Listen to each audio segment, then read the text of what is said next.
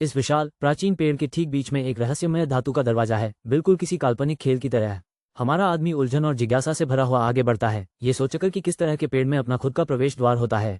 अब वो सचमुच हैरान है और पूछ रहा है, यहाँ दरवाजा क्यों है? जैसे क्या किसी ने गुप्त रूप से पेड़ रखने की जगह बनाई है? बिना सोचे समझे वह पेड़ के दरवाजे को छूने के लिए हाथ बढ़ाता है, क्योंकि जाहिर है कि उसके बाद कभी कुछ अजीब नहीं होता। धड़ाम, दरवाजा खुल गया, जिससे पूरा वातावरण चमकदार रोशनी से भर गया और उसके चारों ओर डरावनी छायादार लताएं घूमने लगीं। जैसे ही रहस्यमयी शक्तियां तेजी से गुजरती हैं, छात्र का चेहरा पीला पड़ जाता है, जिससे वह अपने जीवन के विकल्पों पर गंभीरता से विचार करने लगता है। वो अपनी जान बचाने के लिए दौड़ता है, काली आकृतियों से बचता हुआ, शायद पेड़ों के दरवाजे बेतरतीब ढंग से खोलना वाली अपनी रणनीति पर फिर से विचार कर रहा है। हौंकते हुए वह चिल्लाया, मुझे जल्दी से भागना होगा। सच कहूं तो यह इस साल की उसकी सबसे तेज कार्डियो एक्सरसाइज थी। विशालकाय डरावने हाथ उसका पीछा करते हैं, लेकिन अचानक एक चमकता हुआ सुनहरा ड्रैगन प्रकट होता है, क्योंकि सामान्य मंगलवार इतना रोमांचक नहीं था।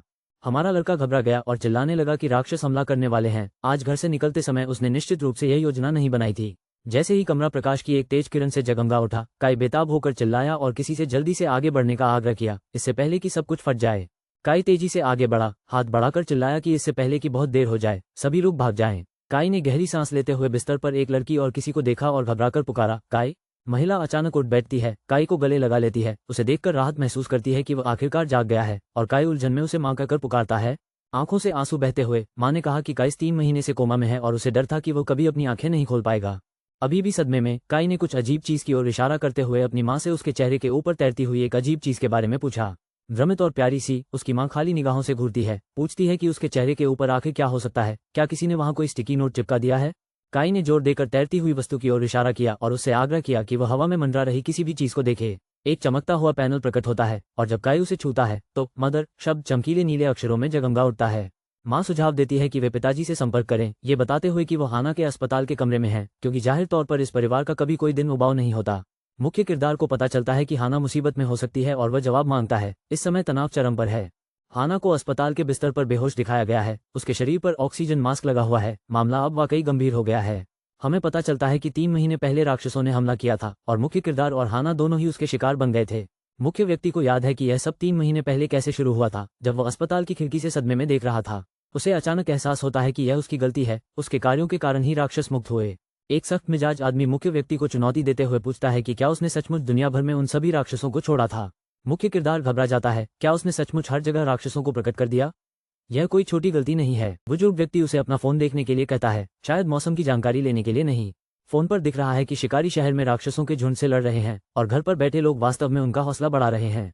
शिकारी किसी तरह राक्षसों को वापस धकेलने में कामयाब हो जाते हैं, जिससे ये साबित होता है कि वे मेरे आखिरी एक्सपायर्ड दूध के डिब्बे से भी ज्यादा मजबूत हैं। पीले कपड़े पहने व्यक्ति का कहना है कि दुनिया भर में मची अराजकता रुकने वाली नहीं है, और दूसरा व्यक्ति पूछता है कि क्या वास्तव में शिकारी मौजूद हैं। उस व्यक्ति ने बताया कि शिकारी सबसे पहले राक्षसों के साथ ही दिखाई दिए, बस आम लोग जिन्हें वापस लड़ने की शक्तियां मिल गई, जैसे जादुई लॉटरी विजेता। वो खुलासा करता है कि मानवता का भाग्य अब शिकारियों पर निर्भर करता है। ये महाकाव्य जैसे दिखने वाले योद्धा राक्षसों से लड़ने और शायद फोर्टनाइट के सर्वरों को बचाने के लिए तैयार हैं। अचानक एक नर्स दौड़कर आती है और कमरा नंबर 10 में भर्ती एक मरीज के परिवार के बारे में पूछती है और अस्पताल के बिलों के बारे में जानना चाहती है। वो आदमी माफी मांगता है और कुछ और समय लेने की कोशिश करता है, लेकिन नर्स चेतावनी देती है कि पर्याप्त बिस्तर नहीं है, इसलिए उन्हें जल्दी करनी होगी वरना उनकी जगह चली जाएगी। बेटे ने अपने पिता से पूछा कि क्या उनके पास हाना के मेडिकल बिलों के लिए पैसे हैं, लेकिन पिता ने बस कहा। असहजता का स्तर 9000 से भी अधिक था। पिता ने स्वीकार किया कि दरिंदों ने उनका घर नष्ट कर दिया और अब वे सरकारी आवास में रहते हैं। उनका सारा पैसा और सामान गायब हो चुका है। मां चिंतित दिख रही है और कहती है कि अगर वे जल्द भुगतान नहीं कर पाए तो अस्पताल हाना को निकाल देगा, तब उसका क्या होगा? मुख्य किरदार हताश महसूस कर रहा है। उसे लगता है कि अगर यही हाल रहा तो हाना बच नहीं पाएगी। वो सोचता है कि क्या वो कुछ और कर भी सकता है। अचानक आगे एक रहस्यमय चमकती हुई आकृति दिखाई देती है, जो हॉल को रोशन कर देती है, जैसे कि ब्रह्मांड ने उसके सामने ही एक अतिरिक्त मिशन रख दिया हो। काई गुस्से में वहां से चला जाता है और कोई उसके पीछे भागकर उससे पूछता है कि वो कहां जा रहा है। जब काई पीछे मुड़कर नहीं देखता तो समझ जाए कि मामला गंभीर है। काई जाने का बहाना बनाता है, लेकिन असल में वह एक रहस्यमय त्रुटि चिन्ह की जांच कर रहा है। यह कोई सामान्य गलियारे में टहलना नहीं है। बुजुर्ग व्यक्ति महिला को दिलासा देते हुए कहता है कि काई को जाने दो। लगता है काई को अपनी भावनाओं और विचारों को सुझाने की जरूरत है। काई ऐसे तेजी से कोने से मुड़ता है जैसे वह प्रतिबद्धता और जिम्मेदारी से भाग रहा हो। इस रफ्तार से तो वह शायद हॉलवे ओलंपिक्स के लिए क्वालिफाई कर जाए। किसी ने काई को आराम करने और कुछ भी होने पर नर्स को बुलाने के लिए कहा, लेकिन वह इस अजीबोगरीब स्थिति के लिए बहुत शांत दिख रही थी। काई असमंजस में है, सोच रहा है कि क्या उसे वाकई इस नए व्यक्ति से बात करनी पड़ेगी। किसने सोचा था कि सामाजिक मेलजोल राक्षसों से भी ज्यादा डरावना हो सकता है? रहस्यमयी महिला गलियारे में काई के पास आती है और पूछती है कि वो उसकी मदद कैसे कर सकती है। अचानक चीजें एक नाटकीय खोज की तरह लगने लगती हैं। काई को एहसास होता है कि यह पूरी स्थिति किसी वीडियो गेम के शुरुआती ट्यूटोरियल जैसी है। शायद वो अजीबोगरीब बातचीत से निपटने का कोई नया कौशल सीख ले। यह नर्स दृढ़ निश्चय के साथ पास आती है और पूछती है, मैं आपके लिए क्या कर सकती हूँ? हमारे मुख्य व्यक्ति को स्पष्ट रूप से किसी बड़ी मदद की जरूरत है। अपना सिर खुजाते हुए वो आदमी अजीब तरह से पूछता है कि क्या नर्स उसकी बहन के मेडिकल बिल कम कर सकती है। उसे समझ नहीं आ रहा कि आगे क्या करे। नर्स ने उसे चुप करा दिया। माफ कीजिए, अगर आप भुगतान नहीं कर सकते तो हम उसे आईसीयू से बाहर निकाल देंगे। दूसरे लोग इंतजार कर रहे हैं। अब मामला गंभीर हो गया। वो अपनी बात पर अड़ा रहता है। क्या तुम्हें सिर्फ पैसे की परवाह है? हम यहाँ जिंदगी की बात कर रहे हैं। अस्पताल ही एकमात्र ऐसी जगह है जहाँ भुगतान न करने पर आपको बेदखल किया जा सकता है। हताश और पसीने से तरबतर नर्स फुसफुसाती है, क्या जान बचाना ही आपका काम नहीं है? दबाव चरम पर है और भावनाएं उग्र हैं। आंखों से आंसू बहते हुए नर्स चिल्लाई, हम भी यह नहीं चाहते। वो अब और खुद को संभाल नहीं पा रही थी। हॉल में दौड़ते हुए वो चिल्लाती है, दुनिया में तो अफरा तफरी मची हुई है, बाहर तो पूरी तरह अराजकता फैली हुई है और अंदर भी हालात कुछ बेहतर नहीं है। दोनों जमीन पर गिर पड़े। वह रोते हुए बोली, लोग चले गए, सब कुछ तबाह हो गया, अब उसे जीवित रहने की जरूरत है। दवाओं की कमी है, डॉक्टरों की कमी है, अस्पतालों को जरूरी सामान के लिए पैसों की जरूरत है। वह रोते हुए कहती है, यह अस्पताल बस उम्मीद और पुराने जमाने के बैंडेज के सहारे चल रहा है।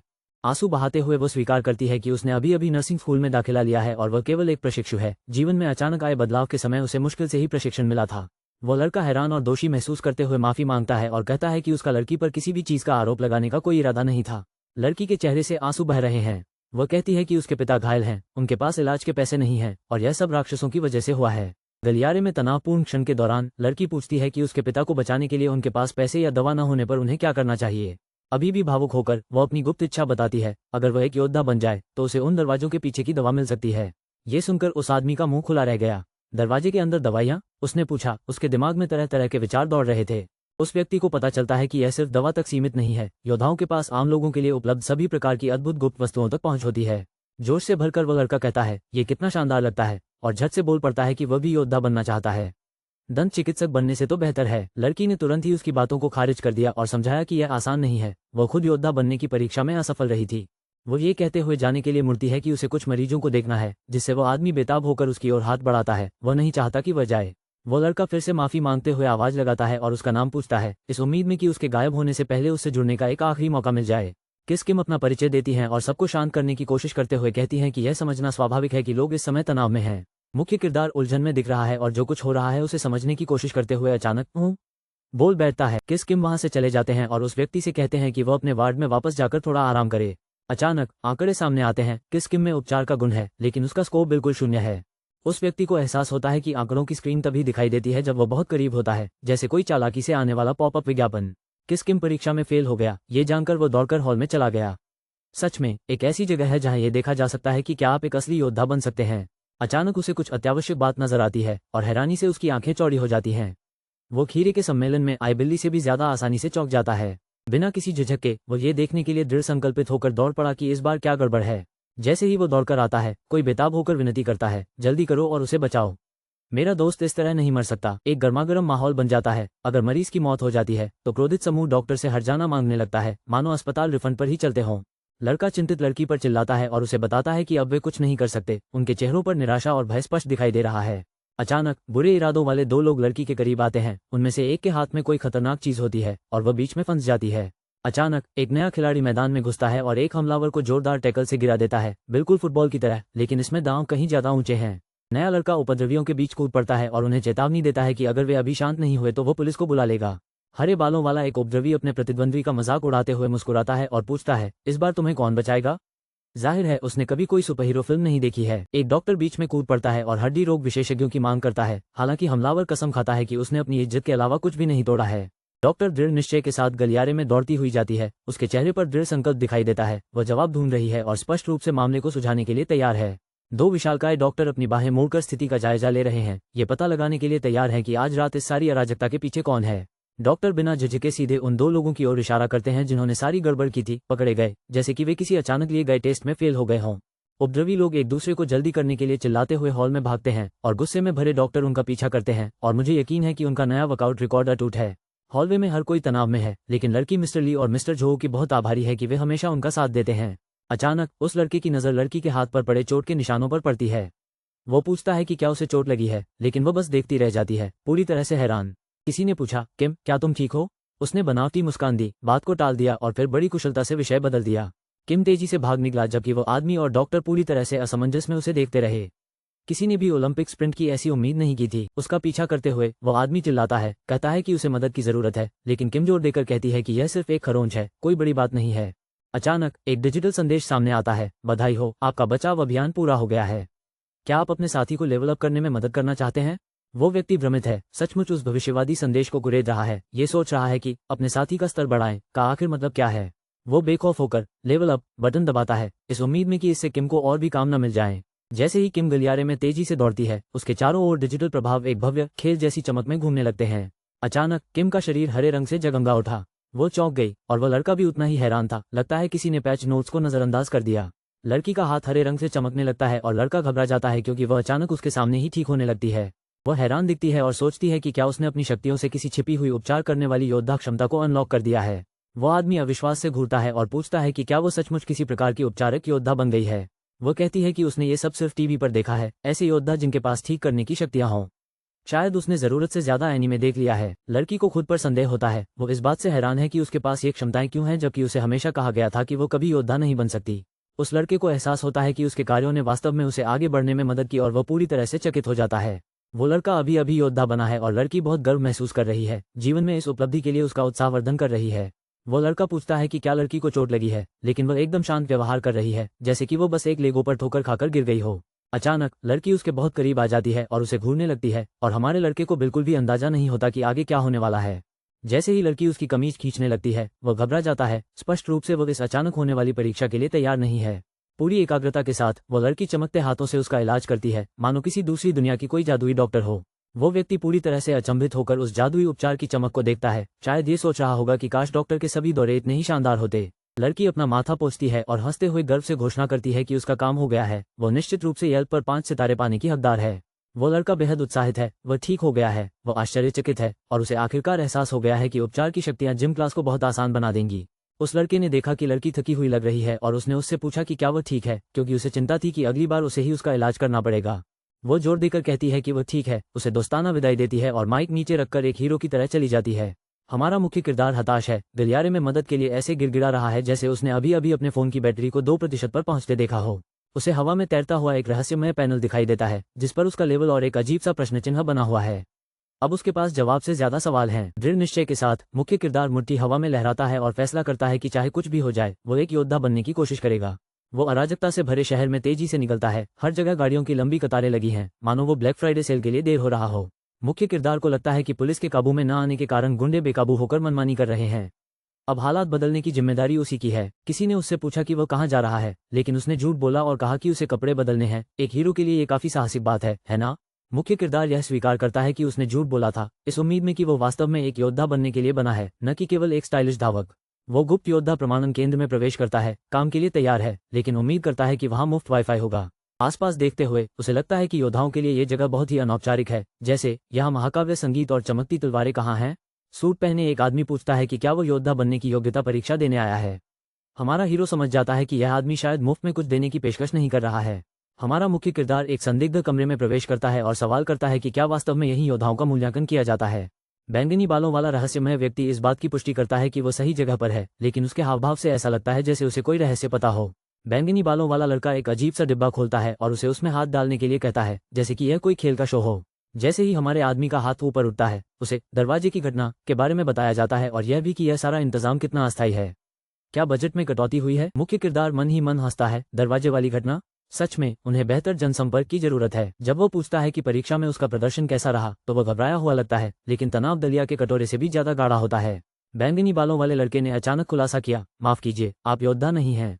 हमारे हीरो का चेहरा ऐसा लग रहा है जैसे वो मारियो कार्ट में हार गया हो।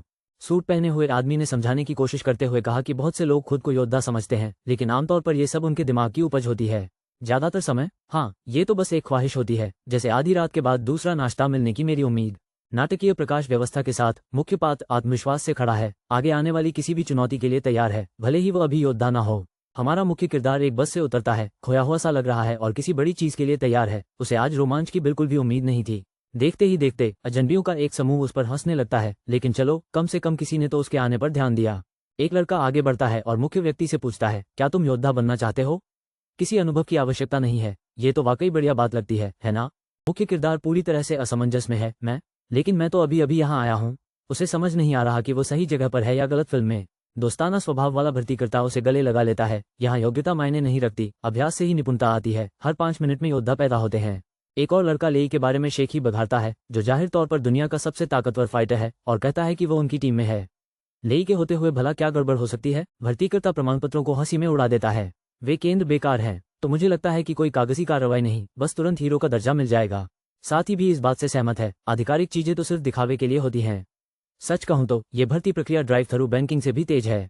मुख्य किरदार को खुद पर शक है, लेकिन शायद मशीन उसकी असाधारण नई हीरो बनने की क्षमता को समझ ही नहीं पाए। वो कंधे उचकाकर इन दिखावटी योद्धाओं के साथ शामिल हो जाता है। अब तो वो पूरी तरह से तैयार है। उम्मीद है कि वे दंत चिकित्सा की सुविधा भी देंगे। 4 लोग एक अंधेरी गली में चल रहे हैं। ऐसा लग रहा है जैसे वे सबसे संदिग्ध ढंग से टहलने का विश्व रिकॉर्ड तोड़ने वाले हैं। मुख्य किरदार बेहद तनावग्रस्त दिख रहा है, दोस्तों के बीच फंसा हुआ है और ऐसा लग रहा है जैसे वह किसी खलनायक सम्मेलन की अग्रिम पंक्ति में बैठा हो। सड़क के उस पार एक रहस्यमय व्यक्ति उन्हें दूर से देख लेता है और तुरंत समझ जाता है कि कुछ अजीब होने वाला है। हमारी टीम को मलबे का ढेर मिलता है, लेकिन रुकिए, उस ढह चुके खंडहर के अंदर गहराई में कुछ छिपा हुआ है। मुख्य किरदार चिल्लाता है, एक दरवाजा, और सब रुक जाते हैं। ये बिल्कुल वास्तविक जीवन के लुका छिपी जैसा है, लेकिन इसमें तनाव ज्यादा है। वो कूल दोस्त मुख्य किरदार के कंधे पर थपथपाते हुए मजाक में कहता है, यह अजीब दरवाजों के साथ तुम्हारा पहला अनुभव तो नहीं है ना? मुख्य किरदार अजीब सी मुस्कान के साथ कहता है, हाँ, यह मेरा पहला अनुभव है। मैंने इससे पहले कभी कोई जादुई दरवाजा नहीं देखा है। मेरे एक दोस्त ने बिल्कुल डॉक्यूमेंट्री स्टाइल में कहा, आधिकारिक दरवाजे गिने चुने होते हैं, लेकिन ये दरवाजा बिना गिने है। यह एक दुर्लभ और रहस्यमय अवसर है। इस दरवाजे को अभी तक किसी और ने नहीं खोजा है, इसलिए दल ने फैसला किया है कि इसके अंदर जो भी खजाना है वो सब उनका है। जो ढूंढेगा वही रखेगा, है ना? मुख्य किरदार सोचता है कि क्या ये कानूनी भी है, लेकिन एक दूसरा आदमी हंसते हुए कहता है, कानूनी? भाई, क्या तुमने हाल ही में इस शहर के गड्ढे देखे हैं? नेता सबको चलने के लिए कहता है, लेकिन घबराया हुआ व्यक्ति यह महसूस करता है कि वह अपना सारा सामान घर पर ही भूल गया है। आत्मविश्वास से भरे साथी खिलाड़ी ने मुस्कुराते हुए कहा, चिंता मत करो, हमारे साथ होने से तुम्हें किसी चीज की जरूरत नहीं पड़ेगी। एक दोस्त ने घबराए हुए लड़के के कंधे पर अपना हाथ रखते हुए जोर देकर कहा, चलो चलते हैं, सब ठीक है। 2 और साथी खिलाड़ी आपस में शरारती मुस्कान बिखेरते हैं और मन ही मन सोचते हैं कि क्या उन्हें एक YouTube सर्वाइवल चैनल शुरू करना चाहिए। समूह ने नए लड़के को आगे धकेलते हुए कहा कि उसे रहस्यमय पत्थर का दरवाजा खोलने का विशेषाधिकार प्राप्त है। काले बालों वाला लड़का हैरान होकर पूछता है, मैं? जैसे उसे डॉजबॉल के लिए सबसे आखिर में चुना गया हो। बाकी लोग समझाते हैं, ये परंपरा है कि नया आदमी हमेशा डरावना दरवाजा खोलता है, इस पर कोई बहस नहीं होती। जैसे ही वो दरवाजे को छूता है, उसके चारों ओर ऊर्जा का विस्फोट होता है और पूरा माहौल बेहद तीव्र हो जाता है। काले बालों वाले उस लड़के की आंखें चमक उठी जब उसने खुद से वादा किया कि वह डर में जीना छोड़ देगा और एक योद्धा बनेगा। वो खतरे की आशंका से अंदर कदम रखता है, लेकिन उसे बस एक साधारण सा घर मिलता है। रुकिए, क्या ये कोई प्रैंक शो है? अचानक बैंगनी बालों वाला एक आदमी बाहर से चिल्लाता है, वहीं रुक जाओ, तुम अंदर नहीं जा सकते। समूह तेजी से अंदर की ओर भागा, एक दूसरे को धक्का देकर सुरक्षित स्थान पर पहुंचने की कोशिश कर रहा था, मानो किसी ने अभी अभी मुफ्त पिज्जा चिल्लाया हो। उनमें से एक लड़का घमंडी मुस्कान के साथ मुस्कुराता है और आप समझ जाते हैं कि वो निश्चित रूप से कुछ शरारत करने वाला है। बैंगनी बालों वाला आदमी उनकी ओर दौड़ता है, लेकिन बहुत देर हो चुकी होती है। किसी ने आज लेग डे वर्कआउट नहीं किया है। वो आदमी घबराहट में दरवाजा जोर से खोलता है और आप समझ जाते हैं कि अब हालात बेकाबू होने वाले हैं। 3 दोस्त संदिग्ध इमारत में प्रवेश करते हैं, दरवाजे पर खड़े रहस्यमय व्यक्ति की हर चेतावनी को पूरी तरह से नजरअंदाज करते हुए। उनमें से एक चिंतित है क्योंकि वह आदमी किसी सरकारी अधिकारी जैसा दिख रहा था, और आप जानते हैं कि अधिकारी कभी अच्छी खबर नहीं लाते। गंभीर स्वभाव वाला वो व्यक्ति अपने दोस्त को संदेह करने के लिए खूब खरी खोटी सुनाता है और उसे याद दिलाता है कि उसे बताया गया था कि वह योद्धा बनने के योग्य भी नहीं है। आत्मविश्वासी दोस्त ने चिंतित दोस्त के कंधे पर हाथ रखते हुए कहा, ज्यादा सोचना बंद करो। जब तुम लेई के साथ हो तो बस लेई की नकल करो। अचानक समूह के सबसे उत्साही सदस्य ने आगे की ओर इशारा किया, इस डरावने गलियारे में कुछ गड़बड़ है। एक सामान्य दिन के लिए तो यह बिल्कुल ही असामान्य था। वे पत्थर जैसे चेहरे वाले लोगों को गलियारे में खड़े देखकर हैरान रह जाते हैं, मानो कोई मोम का संग्रहालय बंद होने के समय वहां खड़ा हो। घबराया हुआ दोस्त लेई से पूछता है कि क्या हो रहा है, क्योंकि गलियारे में डरावने चेहरों वाली मूर्तियों के लिए कोई भी चीज आपको कभी भी तैयार नहीं कर सकती। लेई इस आपदा को लेकर अजीब तरह से शांत है। उसका कहना है कि हर दरवाजे के पीछे कुछ अलग छिपा होता है, तो अब घबराने की क्या जरूरत है। समूह को एहसास होता है कि उनका रास्ता अवरुद्ध है, इसलिए लेई सबको इकट्ठा करके दूसरा रास्ता खोजने के लिए प्रेरित करता है। शायद अगली बार वे नियमों का पालन करेंगे। मुख्य व्यक्ति और उसकी टीम धुएं से भरे एक कमरे में प्रवेश करते हैं और जैसे जैसे वे आगे आने वाली किसी भी स्थिति के लिए खुद को तैयार करते हैं, तनाव बढ़ता जाता है। उसे उम्मीद थी कि बॉस से साधारण लड़ाई होगी और लूट का माल मिल जाएगा, लेकिन उसे तुरंत एहसास हुआ कि यह कालकोट की किसी वीडियो गेम जैसी बिल्कुल नहीं है। जैसे ही वो एक दरवाजा खोलता है, वह एक डरावने कमरे में ठोकर खाकर गिर पड़ता है, जिसकी टूटी हुई दीवारों और फर्श पर आकृतियां जमी हुई हैं। आश्चर्य से घूरते हुए मुख्य व्यक्ति ने देखा कि ये बेचारे लोग भोजन के बीच में ही पत्थर की मूर्ति बन गए। वाकई एक बुरा मेहमान था। एक अन्य टीम के साथी ने बताया कि इन दरवाजों के अंदर जो हो रहा है वह एक सामान्य स्थानिक विलय की घटना है, लेकिन पहली बार यहाँ तक कि विशेषज्ञ भी यह स्वीकार करते हैं कि उन्होंने पहले कभी मनुष्यों को इस तरह एक साथ जुड़े हुए नहीं देखा है। एक साथी खिलाड़ी को कुछ अजीब सा महसूस होता है, लेकिन लेई सबको आराम करने और हमेशा की तरह योजना पर टिके रहने के लिए कहता है, जैसे उन्होंने यूट्यूब के लिए इसका पूर्वाभ्यास किया हो। दोनों साथी मिलकर काम करते हैं और एक रहस्यमय चमकती हरी दीवार का पता लगाते हैं। क्या ये खजाना हो सकता है या मुसीबत? उन्हें चमकीले क्रिस्टलों से भरा एक बड़ा गड्ढा मिलता है। यह माइनक्राफ्ट जैसा है, लेकिन उससे कहीं ज्यादा खतरनाक है। आत्मविश्वास से भरे उस लड़के ने मुस्कुराते हुए दूसरों से कहा, अरे यार, मेरे पास तुम्हारे लिए कुछ बढ़िया है, शायद पिज्जा नहीं। लेई ने नए सदस्य को एक चमकता हुआ हरा क्रिस्टल दिया और उसे स्वागत उपहार बताया। यह कोई आम स्वागत भरा कपकेक नहीं था। नौसिखिया पूछता है कि यह क्या है और उसे पता चलता है कि यह एक उपचार करने वाला क्रिस्टल है, जिसका उपयोग अब अस्पतालों में इलाज के लिए किया जाता है। टीम लेई की उदारता की सराहना करती है। नवागंतुक लेई को धन्यवाद देता है, जो जोर देकर कहती है कि हम सब इसमें एक साथ हैं। सभी को क्रिस्टल मिलेंगे, बस एक आम सोमवार, है ना? छोटे बालों वाला लड़का मुस्कुराता है और नौसिखिए को चेतावनी देता है कि क्रिस्टल को सुरक्षित रखें क्योंकि इसे खोना कोई विकल्प नहीं है। लेई क्रिस्टल के गुच्छों से भरी एक दीवार की ओर इशारा करती है और सुझाव देती है कि वे उन सभी को इकट्ठा कर लें ताकि बाद में उन्हें बेचकर समूह के रूप में पैसे आपस में बांट सकें। लेई ने नए लड़के से कहा कि उसे सबसे ज्यादा मेहनत करनी पड़ेगी क्योंकि वह नया है। उसे बिल्कुल पीछे से शुरुआत करनी होगी। सच में, ये तो क्रिस्टल की परीक्षा है। आगे क्या होने वाला है, इस बात को सोचकर थोड़ा पसीना बहाते हुए नौसिखिया हिचकिचाते हुए लेई से पूछता है कि क्या वो उससे एक हथियार उधार ले सकता है। लेई उसे आश्वस्त करते हुए कहता है कि क्रिस्टल से भरा क्षेत्र पूरी तरह से सुरक्षित है और जरूरत पड़ने पर वह कम्युनिकेटर की मदद से सहायता मांग सकता है। जब नौसिखिया फिर से पूछता है कि क्या यह वाकई सुरक्षित है, तो लेई उसे बताता है कि अंदर इतनी रोशनी है कि उसे टॉर्च की भी जरूरत नहीं पड़ेगी। Glow party. समूह के लोग नौसिखिए को इतना घबराया हुआ देखकर चिढ़ाते हैं, लेकिन कोई उन्हें याद दिलाता है कि वह नया है और उसे काम सीखने में उनकी मदद की जरूरत है। यह आदमी कहता है कि वो अंदर का काम निपटाकर पलक झपकते ही वापस आ जाएगा, लेकिन सच तो यह है कि ऐसा कभी नहीं होता। छात्र उसकी पीठ पीछे साजिश रच रहे हैं। उन्हें पूरा यकीन है कि वह इतना भोला है कि उसे पता ही नहीं चलेगा। यहाँ कोई भरोसा नहीं, बस एक अजीब सी बेचैनी है। वे बनावटी मुस्कान के साथ अपने क्रिस्टल फेंक देते हैं, मानो उन्हें सब पता हो कि क्या सही है। कीमती सामान फेंकने से बढ़कर टीम वर्क का और क्या सबूत हो सकता है। हमारा मुख्य किरदार आभारी महसूस कर रहा है, ये सोचकर कि लेई ने उसे मुफ्त में क्रिस्टल देकर उदारता दिखाई है। अरे यार, मुफ्त नमूनों पर कभी भरोसा मत करना। वो अपनी बहन को ठीक करने के लिए क्रिस्टल का उपयोग करने की योजना बना रहा है, लेकिन इस गुफा में मैंने अपने पिछले दंत चिकित्सक के दौरे के बाद से सबसे डरावनी सुरक्षित क्षेत्र ऊर्जा देखी है। अचानक एक रहस्यमय छायादार आकृति प्रकट होती है। हमारा नायक सदमे से जम जाता है, चमकते हुए क्रिस्टल को किसी बुरी चीज की तरह पकड़ लेता है। वो घबराहट में परछाई से दूर भागता है और जगमगाती गुफा से होते हुए ओलंपिक स्प्रिंट की तरह दौड़ने की पूरी कोशिश करता है। पसीने से तरबतर और डरा हुआ उसने स्वीकार किया कि यह जगह उसकी ना वाली सूची में सबसे ऊपर आ गई है। मैं इससे बेहतर मकड़ियों का सामना करना पसंद करूंगा। उसे एहसास होता है कि पीड़ित लोग अपने घरों से अचानक गायब हो गए और इस विचित्र खतरनाक जगह पर प्रकट हुए। खैर, ये तो वाकई गड़बड़ जीपीएस है। वो सोचने लगता है कि क्या जो कुछ भी हो रहा है वो उस दरवाजे को खोलने की वजह से उसकी गलती है। पता चलता है कि जिज्ञासा सिर्फ बिल्लियों को ही नहीं मारती बल्कि छात्रों को भी फंसा लेती है। चश्मे वाले लड़के को अचानक एक भयानक ठंडक महसूस हुई क्योंकि उसके चारों ओर बैंगनी ऊर्जा का भंवर उमड़ रहा था, मानो उसे एहसास हुआ हो कि वह अपना होमवर्क करना भूल गया है। अचानक एक रहस्यमय चमकती हुई आकृति अंधेरे से बाहर निकलती है और गुफा को इस तरह रोशन कर देती है जैसे किसी ने वाईफाई चालू कर दिया हो। एक भयानक गुफा में एक रहस्यमय राक्षस हमारी ओर लड़खड़ाते हुए बढ़ता है, जिससे हमारा मुख्य किरदार जम जाता है। सचमुच ये चीज किसी बुरे सपने जैसी दिखती है। राक्षस पूरी रफ्तार से हमला करता है और हमारा हीरो घबराकर उन नुकीले पंजों से बाल बाल बचता है। वो मदद के लिए चिल्लाते हुए तेजी से भागता है, लेकिन वह राक्षस उसके ठीक पीछे है, तेजी से उसका पीछा कर रहा है। यह कोई सामान्य सैर नहीं है।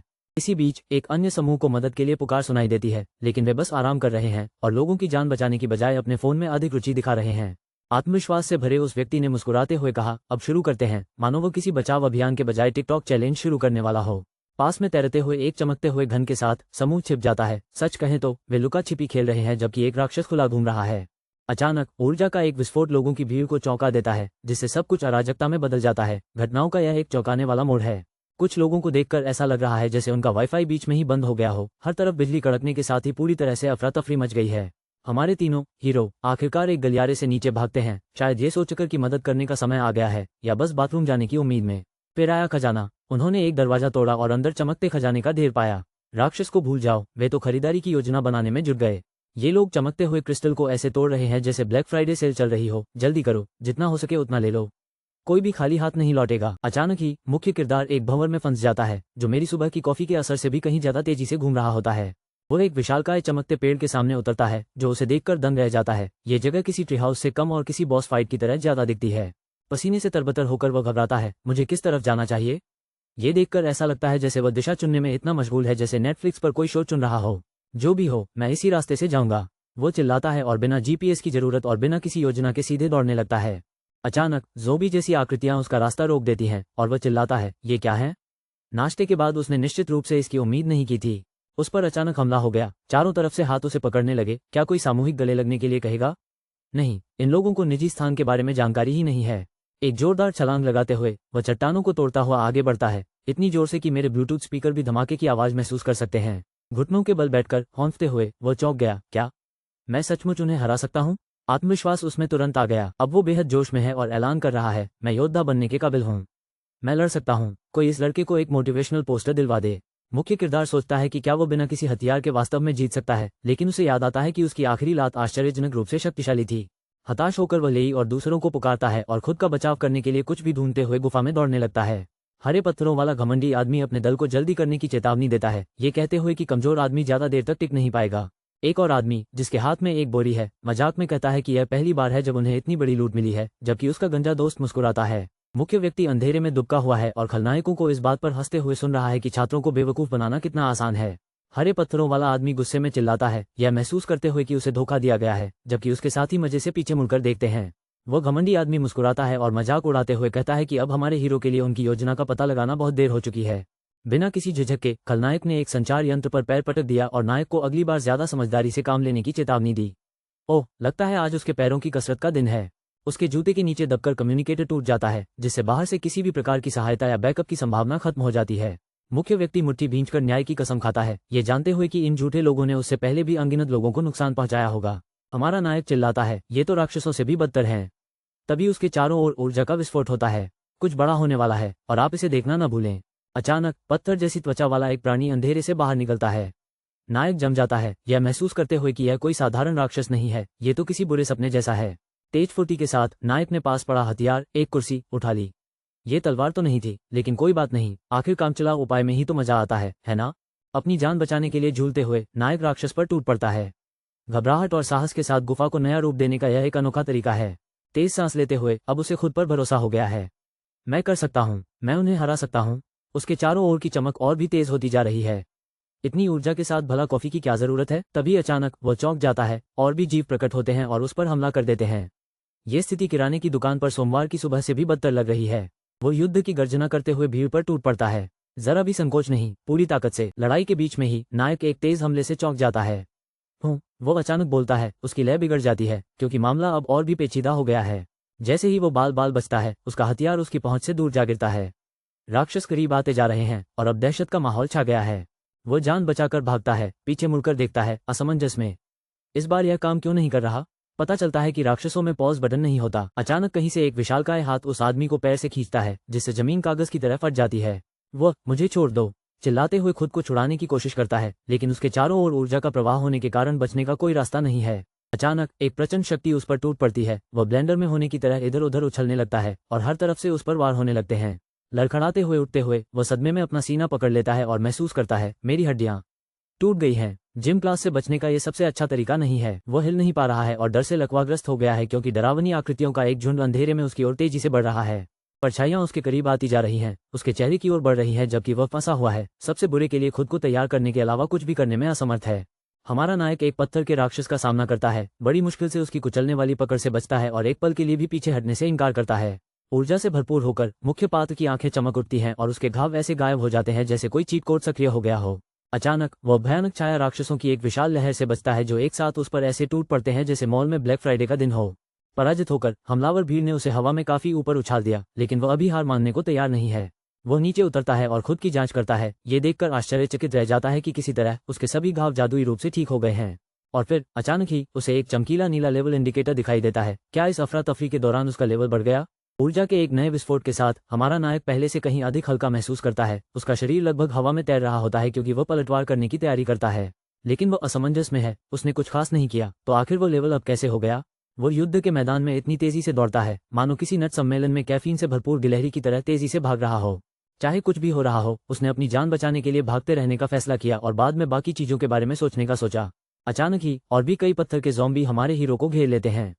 आज तो उसकी किस्मत ही खराब है। वो तेजी से गिर रहा है, हवा में ही घूम रहा है और उसी जगह पर मुझसे कहीं ज्यादा शानदार दिख रहा है। वो जमीन पर जोर से गिरता है और तुरंत योजना बनाता है। इन जीवित मूर्तियों से वो हमेशा के लिए बचता नहीं रह सकता। वो एक पत्थर के ज़ोंबी को एक तरफ धकेल देता है। पहले वाली अपनी रहस्यमय शक्ति को पुनः प्राप्त करने के लिए बेताब है, लेकिन अभी तक कुछ नहीं हुआ। हॉल में दौड़ते हुए गुस्से में भरे पुतलों के एक समूह द्वारा पीछा किए जाने पर वह बस ये याद करने की कोशिश कर रहा है कि उसकी शक्ति किस चीज से जागृत हुई। उसे अतीत की याद आती है। पिछली बार जब उसने सच्चा क्रोध महसूस किया था तब उसने अपने भीतर कुछ असाधारण चीज को उजागर किया था। उसकी आंखों में क्रोध की चमक उठती है। उसके चारों ओर शक्ति का कंपन होता है। क्रोध का दौर शुरू हो गया है। थेरेपी से बचने का यह एक बढ़िया तरीका है। अब ऊर्जा से भरपूर होकर वह हमलावर ज़ोंबी झुंड का सामना करता है और तबाही मचाने के लिए तैयार है। एक जोरदार मुक्के के साथ वह दुश्मन पर टूट पड़ता है। इसके बाद तो वह पक्का आमले छोड़ देगा। उसकी शक्ति एक जबरदस्त धमाके के साथ फूट पड़ती है, जिससे पत्थर के राक्षस इधर उधर चकनाचूर हो जाते हैं, मानो ये किसी सुपरहीरो की सेल हो।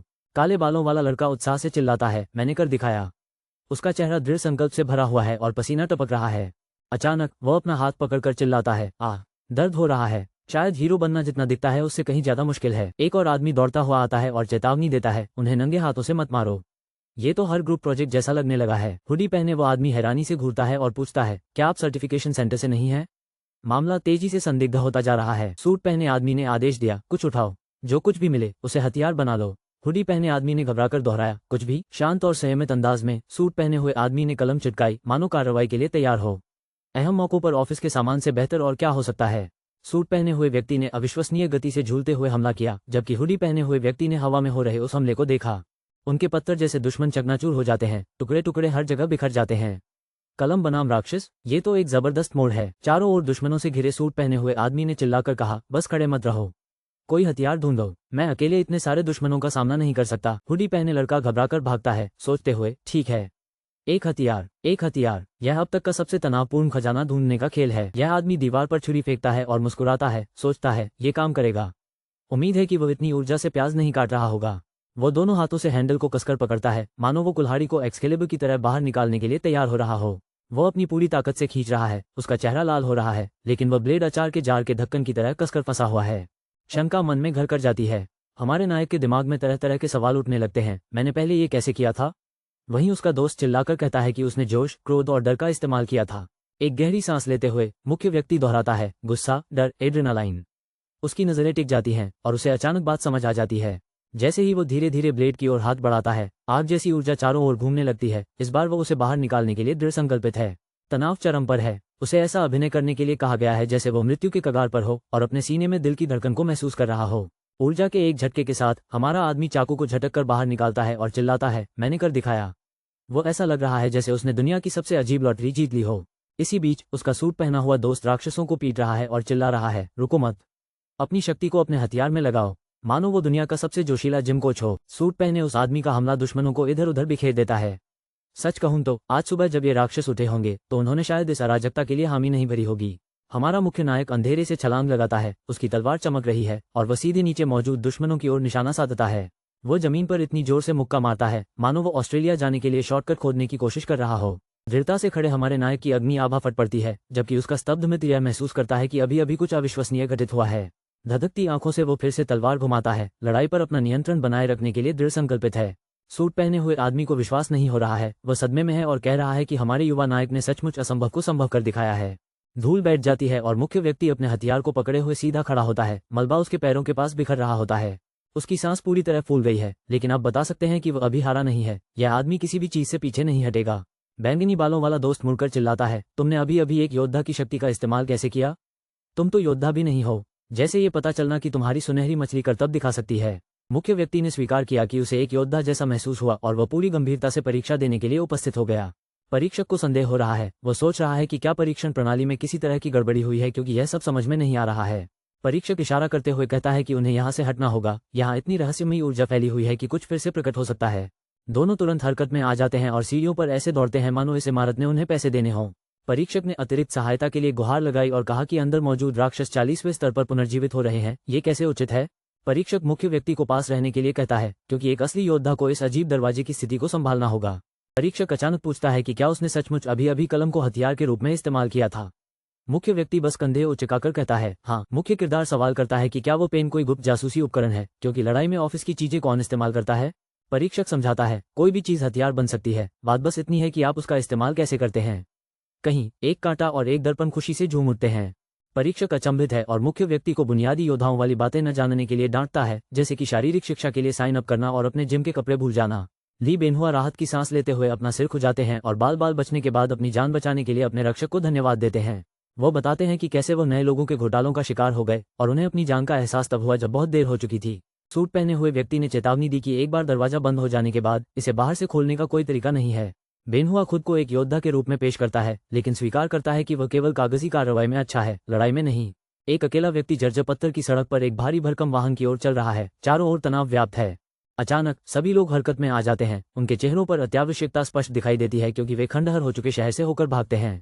धन्यवाद, नेता मुस्कुराते हुए और जल्दी से, मुझे भी खुशी हुई, कहते हुए अपने समूह के सदस्यों की ओर हाथ बढ़ाते हैं, जबकि उनका समूह दौड़ना जारी रखता है। बेनहुआ का चेहरा दृढ़ संकल्प से सख्त हो जाता है क्योंकि उसके चारों ओर डिजिटल प्रकाश झिलमिलाता है, मानो उसने अभी अभी अति सहज प्रवृत्ति को अनलॉक किया हो। चमकती नीली स्क्रीन हर किसी को संख्याओं के आधार पर रैंक करती है, 42, 43, 44, 45, जैसे किसी जंगली वीडियो गेम का लीड बोर्ड हो। बेनहुआ की आंखें चौड़ी हो गईं। पता चला कि तथाकथित डेस्क क्लर्क का पद उन सभी योद्धाओं से कहीं अधिक है। शायद कागजी कार्रवाई वाकई में बहुत शक्तिशाली है। मेंटर उस व्यक्ति को वापस जाने के लिए कहता है ताकि उसकी दोबारा परीक्षा ली जा सके और इस तरह अगली बड़ी चुनौती की तैयारी हो सके।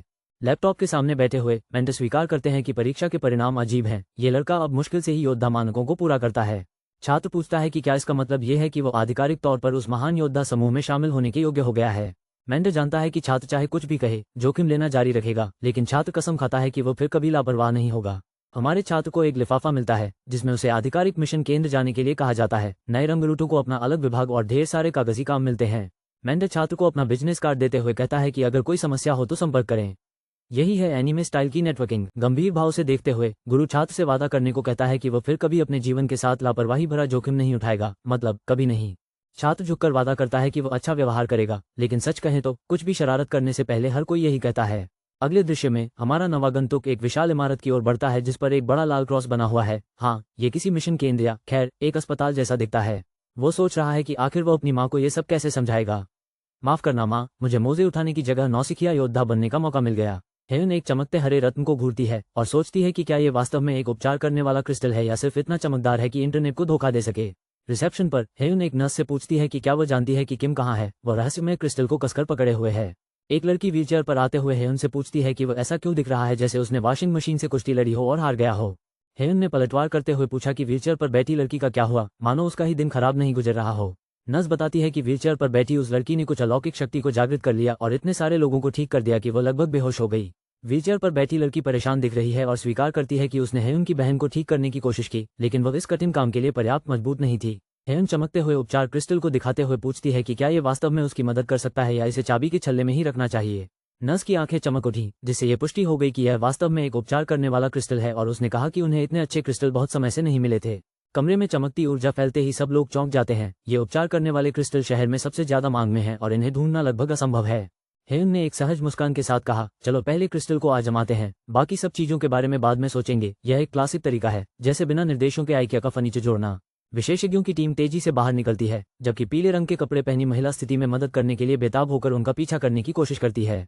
अचानक ही एक आदमी उसकी व्हीलचेयर रोक देता है और उससे कहता है कि वो किसी भी चीज से पहले अपना ख्याल रखे। वह कहती है कि वो मदद करना चाहती है लेकिन पूरी तरह से थक चुकी है और उसे इस बात का कोई अंदाजा नहीं है कि उसे ठीक होने में कितना समय लगेगा। जब वे गलियारे में रुकते हैं तो वह आदमी उसकी व्हीलचेयर पर कुछ अजीब सी चीज चालू कर देता है जिससे वो चौंक जाती है। एक डिजिटल संदेश सामने आता है जिसमें मिशन पूरा करने के बाद महिला को लेवल अप करने में मदद करने की पेशकश की जाती है। वो हरे रंग में चमकने लगती है और पहले से कहीं अधिक शक्तिशाली दिखाई देती है, जैसे किसी ने एक साथ 5 एनर्जी ड्रिंक पी ली हो। अब वो बेहद खूबसूरत और जीवंत दिख रही है। मुस्कुराते हुए वो उससे कहती है कि वह पहले से कहीं ज्यादा मजबूत महसूस कर रही है। महिला और लोगों का इलाज करने के लिए हॉल में तेजी से दौड़ती है, जबकि वह आदमी उसे धीमा चलने के लिए चिल्लाता है। अचानक उसके पीछे कुछ भयानक चीज मंडराती हुई दिखाई देती है। सच कहूं तो यह उस पल से भी ज्यादा डरावनी है जब आपको एहसास होता है कि कल सोमवार है। एक चिंतित महिला ने उसका कंधा पकड़कर उससे पूछा कि वह कहाँ था और उसे अपनी दयनीय हालत देखने के लिए कहा। वह आदमी फटे पुराने कपड़ों में लड़खड़ाते हुए अंदर आता है और एक चिंतित मां खून देखकर घबरा जाती है, लेकिन वह जोर देकर कहता है कि वह ठीक है, बस बहुत सारे नाटकीय प्रवेश होते हैं। वो समझाता है कि यह खून नहीं है बल्कि निर्माण स्थल पर गिरने से लगा हुआ पेंट है। वो अपनी रहस्यमय योजनाओं को फिलहाल रोक देता है। जोश और दृढ़ संकल्प से भरा हुआ वो अचानक घोषणा करता है कि उसने एक नया लक्ष्य तय किया है। वो एक सच्चा योद्धा बनने जा रहा है, बिल्कुल रॉकी के दृश्यों की तरह। और दूसरे चरण में वह लेई और उसके गुंडों के गिरोह का पीछा करके उनसे अंतिम बदला लेने पर तुला हुआ है। लगता है उसने बहुत ज्यादा सुपरहीरो फिल्में देख ली हैं। परिवार के 3 सदस्य स्तब्ध होकर देखते रह जाते हैं जब उन्हें एहसास होता है कि हेवा के साथ कुछ गड़बड़ है। हेवा बिस्तर पर आंखें खुली रखकर लेटी हुई थी, तभी किसी ने उसे पुकारा, माँ। पूरा परिवार हेवा के बिस्तर के चारों ओर इकट्ठा हो जाता है। ये जानकर खुशी मनाता है कि वह जाग गई है और सुरक्षित है। कितनी राहत की बात है। डॉक्टर ने सभी को आश्वस्त किया कि हेवा ठीक है और उसे बस कुछ समय आराम करने की जरूरत है। हेवा असमंजस में उठ बैठती है और हेयुन से पूछती है कि क्या हुआ, जिस पर वो मजाक में कहता है कि उसने लगभग सभी को दिल का दौरा दे दिया था। एक और महिला बीच में आकर हेवा से कहती है कि उसे अपने भाई का शुक्रिया अदा करना चाहिए, जिसने उसे बचाने के लिए सब कुछ दांव पर लगा दिया। हेवा पीछे मुड़कर सोचती है। उसे याद आता है कि सब कुछ धुंधला होने से पहले वह हेयुन के स्कूल गई थी। उसकी यादें और भी भयावह होती जाती हैं। उसे याद आता है कि वो खुद को एक घूमती हुई भयावह जगह में खोई हुई देखती है। अचानक अनगिनत चमकती आंखें अंधेरे से देखती हुई दिखाई देती हैं, जिससे भय का स्तर और भी बढ़ जाता है। डर के मारे हेवा अपना सिर पकड़ लेती है और कांपने लगती है। उसने निश्चित रूप से इस पारिवारिक छुट्टी के लिए अपनी सहमति नहीं दी थी। हेवा को उसके परिवार वालों से सांत्वना मिलती है। वे उसे बताते हैं कि वो सुरक्षित है और अब हर कोई उसके साथ है। हेयुन बेहद उदास होकर कमरे में दाखिल होती है और मुश्किल से मुझे माफ करना कहती है। कितनी अजीब एंट्री थी, है ना। हेवा हेयुन को हैरानी से देखती है, सोचती है कि वो उससे माफी क्यों मांग रहा है। हेयुन हेवा से वादा करता है कि वो उसे सुरक्षित रखेगा और कसम खाता है कि वह फिर कभी उसके साथ कुछ भी डरावना नहीं होने देगा। अचानक हेवा के चेहरे पर मुस्कान छा जाती है और वह घोषणा करती है कि उसका भाई हेयुन अब एक योद्धा है और उसका उत्साह ऐसे बढ़ा चढ़ाकर बताती है जैसे उसने लॉटरी जीत ली हो। हेवा के पिता बताते हैं कि योद्धा होने का मतलब राक्षसों से लड़ना है और अब बहुत सारे राक्षस सबकी सुरक्षा कर रहे हैं। हेवा प्रेरित हो जाती है और कहती है कि वह भी एक योद्धा बनेगी, जिससे हेयुन उसके दृढ़ संकल्प को देखकर हैरान रह जाती है। हेवा मजाक में कहती है कि अगर उसका मूर्ख भाई योद्धा बन सकता है तो उसमें भी वो काबिलियत जरूर है। भाई बहन की प्रतिद्वंद्विता को तो यही कहना है। हेयुन चुपचाप स्वीकार करता है कि हेवा उससे कहीं ज्यादा मजबूत है, कम से कम भावनात्मक रूप से। किसी ने हेयुन से कहा कि उसकी बहन इतनी खुशमिजाज है तो वो निश्चिंत हो सकता है। वो मान गया, लेकिन अब जानते हैं कि वो अंदर ही अंदर अभी भी चिंतित है। इस लड़के ने अभी अभी माना वो मेरी कल्पना से कहीं ज्यादा मजबूत है। कितनी मजबूत? इतनी मजबूत कि एनीमे हेयर स्टाइल वाले लड़के को भी चौंका दे। भूरे बालों वाली लड़की पूछती है, अब तुम्हारा अगला कदम क्या है? क्या तुम उस मिशन सेंटर जा रहे हो? वह कहता है, हाँ, जाकर देखूंगा। हमारे मुख्य किरदार को योद्धा प्रशिक्षण कार्यक्रमों के बारे में पता चलता है और वह सोचता है कि क्या वह भी इसमें शामिल होना चाहेगी। वे दोनों इस गलियारे में मिलकर एक शक्तिशाली योजना बना रहे हैं। वो जाना तो चाहती है, लेकिन अस्पताल में कर्मचारियों की भारी कमी है। आखिरकार जान बचाना योद्धा प्रशिक्षण से कहीं बेहतर है। कम से कम आज के लिए तो यही बात लागू होती है। वो सुझाव देती है कि वो नए कौशल सीखे और बाद में उसे सिखाए। यह मूल रूप से कक्षा में मेरे लिए नोट्स बना लो कहने का सबसे कारगर तरीका है। वो ये देखने का वादा करता है कि क्या प्रशिक्षक ऑनलाइन कक्षाएं प्रदान करते हैं। काश योद्धा प्रशिक्षण के लिए जूम लिंक होता, है ना। अब उसके पास अनुमति पत्र है, लेकिन वह लगभग 18 साल का हो चुका है और उसे अभी भी अपनी मां के हस्ताक्षर की जरूरत है। आखिर योद्धाओं को भी कागजी कार्रवाई से निपटना पड़ता है। वो पर्ची को घूरता है और आह भरता है। उसका जन्मदिन अभी 2 महीने दूर है, इसलिए उसे इंतजार करना पड़ेगा। नौकरशाही तो बड़े से बड़े साहसी नायकों को भी हरा देती है। उसे वॉरियर मिशन सेंटर का साइन दिखाई देता है और वह दृढ़ निश्चयी हो जाता है। उसे आगे बढ़ने से कोई नहीं रोक सकता, सिवाय शायद एक गायब हस्ताक्षर के। वो अंदर दाखिल होता है और जगह की शांति देखकर हैरान रह जाता है। बिल्कुल कोच पर बने उस सर्टिफिकेशन सेंटर जैसा, वो सोचता है। शायद यहाँ मुफ्त स्नैक्स भी मिलते हों। हमारा मुख्य किरदार एक ऐसे कमरे में प्रवेश करता है जो खूंखार योद्धाओं, तलवारों और हर जगह गंभीर चेहरों से भरा हुआ है। यह कोई सामान्य क्लब की बैठक नहीं है। वो पूरी तरह से विस्मित है और सोच रहा है, वाह, यह वॉरियर मिशन सेंटर है। यहाँ हर कोई किसी सुपरहीरो फिल्म के लिए तैयार लग रहा है। अचानक उसकी टक्कर एक ऐसे आदमी से हो जाती है जिसकी मांसपेशियां इतनी मजबूत हैं कि वह एक कार को भी उठा सकता है। जी हाँ, आज स्कूल में जिम का दिन बिल्कुल नहीं है। उस हटे कट्टे आदमी ने झुककर पूछा, क्या आपको किसी मदद की जरूरत है? सच कहूं तो अगर मैं उसकी जगह होता तो मैं वहीं बेहोश होने का नाटक कर देता। हमारा हीरो घबराकर मुस्कुराता है और कहता है, नहीं धन्यवाद। जाहिर तौर पर वो सलाद की तरह फेंके जाने से बचने की उम्मीद कर रहा है। वो बड़ा आदमी बात को जाने नहीं दे रहा, पूछ रहा है कि क्या बच्चे को पता भी है कि वो कहाँ है। ये मामला मेरे वाईफाई सिग्नल के बार बार कटने से भी ज्यादा तनावपूर्ण होता जा रहा है। अचानक एक गुस्सैल महिला बीच में आती है, ताइशान, फिर से लोगों को डरा रहे हो, है ना। वो उसे एक मिशन पर निकले हुए वैकल्पिक शिक्षक की तरह नियंत्रण में रखती है। ताइशान तुरंत अपनी बात से पलटने लगता है और कहता है कि वो तो बस मदद करने की कोशिश कर रहा था। उसके पास कुछ हुनर तो है, शायद इस नौकरी से पहले वो डॉज बॉल का चैंपियन रहा हो। महिला ने मेज पर जोर से हाथ पटका और ताइशान को फटकार लगाई कि उसे रिसेप्शनिस्ट के कर्तव्यों तक ही सीमित रहना चाहिए, WWE के लिए ऑडिशन नहीं देना चाहिए। ताइशान सूचना डेस्क पर रूठकर शिकायत करता है कि यह बहुत तंग है। अगर मैं इतना ताकतवर होता तो मुझे भी इससे बड़ी डेस्क चाहिए होती। मिस वू ने गुस्से में अपना हाथ मेज पर पटका और मांग की कि बिना शर्ट वाले उस आदमी की वर्दी कहाँ है। वो उससे कहती है कि कम से कम टाई तो पहन लो ताकि लोगों को पता चले कि वो फ्रंट डेस्क पर काम करता है। मजबूत शरीर वाला वो लड़का शर्मा जाता है और अजीब तरह से गुलाबी टाई पहन लेता है, मिस वू के आदेशों से सहमत होते हुए। मुख्य किरदार मन ही मन सोचता है, अब तो वो और भी डरावना लग रहा है क्योंकि वह हट्टा कट्टा आदमी आत्मविश्वास से पोंछ दे रहा है। अचानक तेज नजरों वाली मिस वू ने मुख्य किरदार से पूछा, तुम यहाँ किस लिए आए हो? घबराहट से पसीने से तरबतर होकर उसे एहसास होता है कि मिस वू फ्रंट डेस्क पर बैठे उस हटे कट्टे आदमी से कहीं ज्यादा डरावनी है। वो आदमी और वह औरत धूप से जगमगाते गलियारे में साथ साथ चल रहे हैं और वह उससे इस बारे में सवाल कर रही है कि उसे योद्धा होने का मतलब नहीं पता था इससे पहले कि वो पानी में कूद पड़े। वो मानती है कि उसे धोखे से इसमें फंसाया गया था, लेकिन मिस्टर ली उसकी मदद के लिए आए। अपने हीरो से मिलने का यह वाकई एक अनोखा तरीका था।